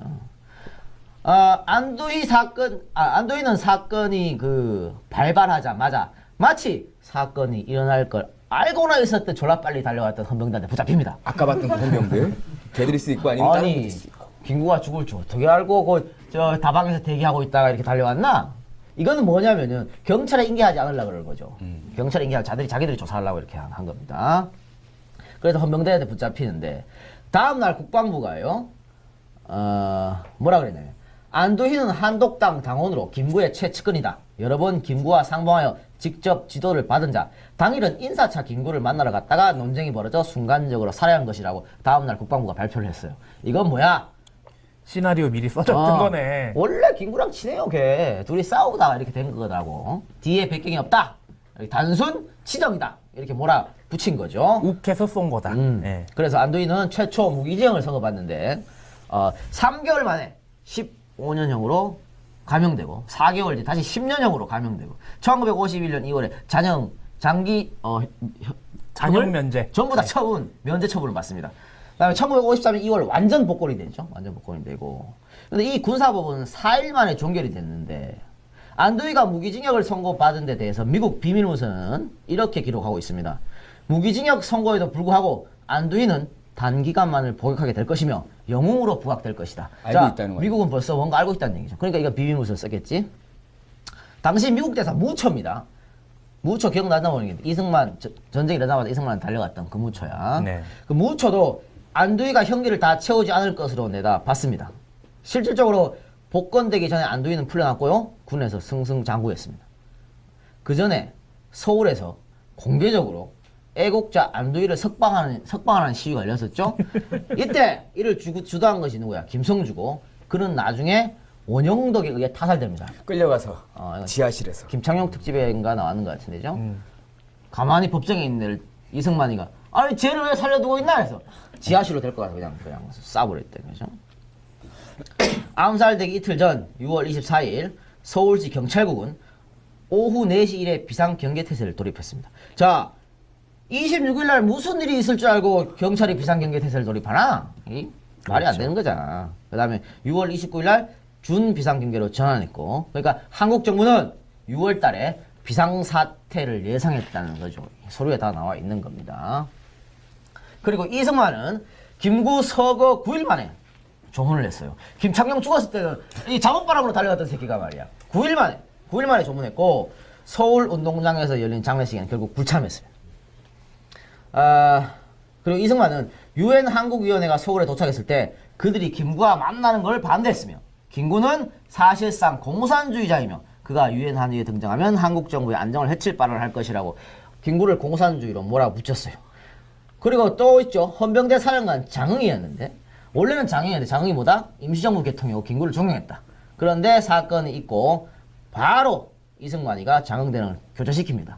쫓아보내죠. 그리고 아까 앞서 언급했던 전봉덕이가 여기 올라가게 되는 거죠. 그럼 미국은 그 김구 암살에 어떻게 생각하냐 보도록 하겠습니다. 김구 암살 2주 뒤에 주한미 대사관은 국무부에 다음과 같은 3급 비밀 문서를 발송을 합니다. 칼로 한 자는 칼로 망한다. 주중 한국 임시정부의 주석을 지내는 김구는 6월 26일 오후 12시 20분 한국 장교가 미제 권총으로 쏜 4발의 총격을 맞고 사망했는데 애국자로서의 그의 명성은 무명의 일본인을 제거하는 데 성공하면서 부분적으로 획득된 것이라고 얘기를 했습니다. 처음에 그 일본인 죽인 거 요 얘기만 했고요. 8월 9일 날 주한 미대사 무초는 안두희 재판 관련 보고서를 국무부에 송부를 합니다. 김구는 암살자의 생을 살았으며 암살자의 앞잡이들과 친구들로 스스로를 에워쌌으며 모든 죽음 가운데 그가 가장 잘 이해하던 바 그런 죽음을 맞이했다. 야망을 가진 사람으로 한국인 가운데 명성과 권위에서 이승만과 버금가는 인물이었으며 지난날 그의 야망이 좌절된 데에는 매우 격분을 했을 것이다. 그의 성격상 권력을 되찾기 위해 가용한 모든 수단들을 활용하지 않았다고 한다면 이는 사실이 아닐 것이다. 역사적으로나 기술적으로라도 그가 자익이 아니라 극우라는 점은 의문의 여지가 없지만 현재 남한에서 야망이 좌절된 사실은 그로 하여금 불장난을 할 유혹을 갖게 만들었다. 자, 이 상급 비밀문서 2가지를 보냈는데 여기 봐요. 이승만, 김구에 대해서 대단히 안 좋게 썼습니다. 네. 굉장히 부정적으로 썼어. 누가 무초 이 미국 대사 개새끼가 칼로 흥하자는 칼로 망한다 이러면서 대단히 안 좋게 썼는데 아까 윤봉길 리사가 도시락 폭탄 던졌지? 네. 무초가 그 자리에 있었어. 단상에 일본인들하고 같이 있던 새끼야 이거. 그러니까 있다고 소리를 하는 겁니다. 어? 아주 나쁜 새끼예요 이거. 그 새끼 나쁜 새끼예요. 그리고 미국에서는 굉장히 김구를 야망가로 평가를 했네요. 야만가야 야만가야. 야망. 이런 내용도 나와요. 보고서에 재판당의 안두희 유죄가 확정이 되지만 사실상 승리한 것이며 육군이 그날 저녁에 안두희 변호를 맡았던 변호사들에게 승리 자치견을 마련을 해주었다라고 썼습니다. 아니 육군이 왜 그 안두희 저기 뭐 승리 자축이 뭘 승리야 이게? 이거 말이죠. 우리가 뭐 이승만 특집에서 한 것 같은데 네. 그 지금 육군 얘기 나왔죠. 당시 육참 총장이 누구냐면 최병덕이야. 최병덕 육참 총장이었는데 홍영기 검찰과장을 찾아갑니다. 홍영기 검찰과장을 찾아서 뭐라 그랬냐면 홍소령 그 안두희 얼마 구형할 건가? 살인자는 마땅히 사형을 받아야 되지 않겠습니까? 에이 사형은 너무 심해. 내 생각 같아선 10년 구형하는 게 좋겠어. 그렇게는 안 됩니다. 10년만 구형하면 국민들이 어떻게 살아가겠습니까? 모르지 나야. 아니 10년 구형해. 그래 그건 네 생각이고 그러면서 야, 10년만 구형해 이렇게 우리 이승만 특집에 나왔었던 건데 네. 아니 그 육군이 이지랄 하니까 이렇게 자축 파티 이런 것도 열고 그런 겁니다. 아주 이게 안두희 사진을 안두희 죽기 얼마 전에 아마 이게 이 김구 묘소 앞에 가서 생쇼하는 거지. 악의 눈물인지 그렇죠. 뭔 눈물인지 모르겠습니다만은 그런데요 안두희가 이렇게 맨날 이 증언을 번복했는데 제가 봤을 땐 증언을 번복한 게 아니고 그냥 몰랐을 것 같아. 시켜서 한 거죠. 시켜서 한 거지 네. 뭐 알아? 육군 소위가 뭘 알아? 그냥 야 너 이거 하면 네 인생 보장돼 이렇게 하니까 그랬지 않았습니까? 나중에 안두희는 그래서 군남 해가지고 강원도에서 최고 가는 부자로 살았습니다. 그러다가 나중에 자식들은 미국 보내고. 자 한국준 971 CRC 파견대에서 근무했던 파넬 소령이요. 나중 CRC 사령부가 1994년 인터뷰를 합니다. 이 인터뷰에서 뭐라 했냐면 이승만이 대통령이 된 후에는 김구는 이승만에게 위협적인 존재가 되었다. 보편적인 정서에 따르면 미군이 한국에서 철수하자마자 이승만이 김구를 암살했다는 것이다 라고 밝혔습니다. 자 CRC 방첩 때는 가장 높은 첩보를 갖고 있는 거예요. 그 양반이 뭐라 그랬어? 김구를 암살했다 이승만 했다 이렇게 얘기를 한 겁니다. 우리가 사실은 이승만 편에서 언급했었습니다만 증거가 없어서 말을 못하는 것 뿐이지 이 정황 증거로서는 100%입니다. 이거 이승만이 했다는 것은 우리 민족적 지도자. 왜 그랬냐면은 이 이승만은 사실은 이 김구 선생은 단정할 때 참여를 안 했죠. 참여를 안 하는데 그 다음 선거는 참여를 하려고 그랬다고. 그러면 이승만이가 김구랑 해갖고 이길 수 있겠어요? 그렇죠. 택도 없는 얘기지. 그렇기 때문에 김구만 제거하면 이 라이벌 김구만 제거하면 자기가 평생을 대통령이 해보고 권력을 쥐고 흔들 수 있었다고 판단해서 김구를 이렇게 암살하지 않았나 싶습니다. 오늘도 한 2시간 정도 달린 것 같은데 시간적 제약이기 때문에 우리 자세하게 못 들어갔습니다만 2부에서는 이렇게 김구의 죽음에 대해서 의문점을 한번 얘기해 봤습니다. 여러 가지 이야기 있었습니다만은 확실한 것은 이승만의 범행이 아닐까 싶고요. 이거는 뭐 각자가 판단하겠지만은 저는 뭐 믿습니다. 이승만이 시켰다고 믿고. 뭔가 뉘앙스가 이상한데요? 요즘에 왜냐면은 저기 백년전쟁 때 말이죠. 거기 이승만 유족들이 직계도 아니면서 씨가만 유족이라 그래. 하여튼 유족들이 고발을 했어요. 백년전쟁. 아 유족이 있어? 있어 양자 뭐 이렇게 직계도 아니고. 나 그때 쫄았던 거 기억 안 나요? 아 그래서 그런 예. 거야. 있는데 날라라니까 날 좀 해줘 날. 그랬는데 뭐 어떻게 될지는 모르게 지켜봐야 되겠습니다만 어쨌든 뭐 저는 이승만 했다고 생각합니다. 자, 이 박사님 오늘 어때요? 김구 특집. 역시 김구에 대해서 우리는 김구라는 이름은 많이 알지만 그의 구체적인 활동 내역을 아는 사람들은 많지 않은 것 같아요. 일단 백범 김구 선생은 너무나 강직하게 나라를 사랑했고 그래서 해방을 위해 몸으로 뛰었고 분단을 막기 위해서 노력을 하신 분인 것 같습니다. 굉장히 이렇게 자세한 내용들을 했지만 정확하게 우리가 김구를 알지는 못하는 것 같습니다. 이런 상황에서 역사 교육이 점점 줄어든다고 합니다. 저희 뭐 정규 교육 과정에서 그래도 역사를 꽤 교육을 받았다는 사람들입니다. 이런 사람들도 김구에 대해서 잘 몰라요. 그런데 역사 교육이 없어진다면은 김구에 대해서 얼마나 알 수 있을까요? 나가서 우리 역사에 대해서 어떻게 알 수 있을까요? 이건 참 고민해 볼 문제라고 생각합니다. 다시 김구 얘기로 돌아가서 저는 미국의 평가가 굉장히 관심 있게 보여집니다. 미국의 평가의 진위 여부가 중요하다는 게 아니라 백범 선생을 요새 테러리스트로 묘사하는 사람들이 있죠. 그 사람들이 왜 그러는지가 이해가 됩니다. 그 사람들 대부분 친미죠. 미국에서는 백범 선생을 과격분자라고 보고 있죠.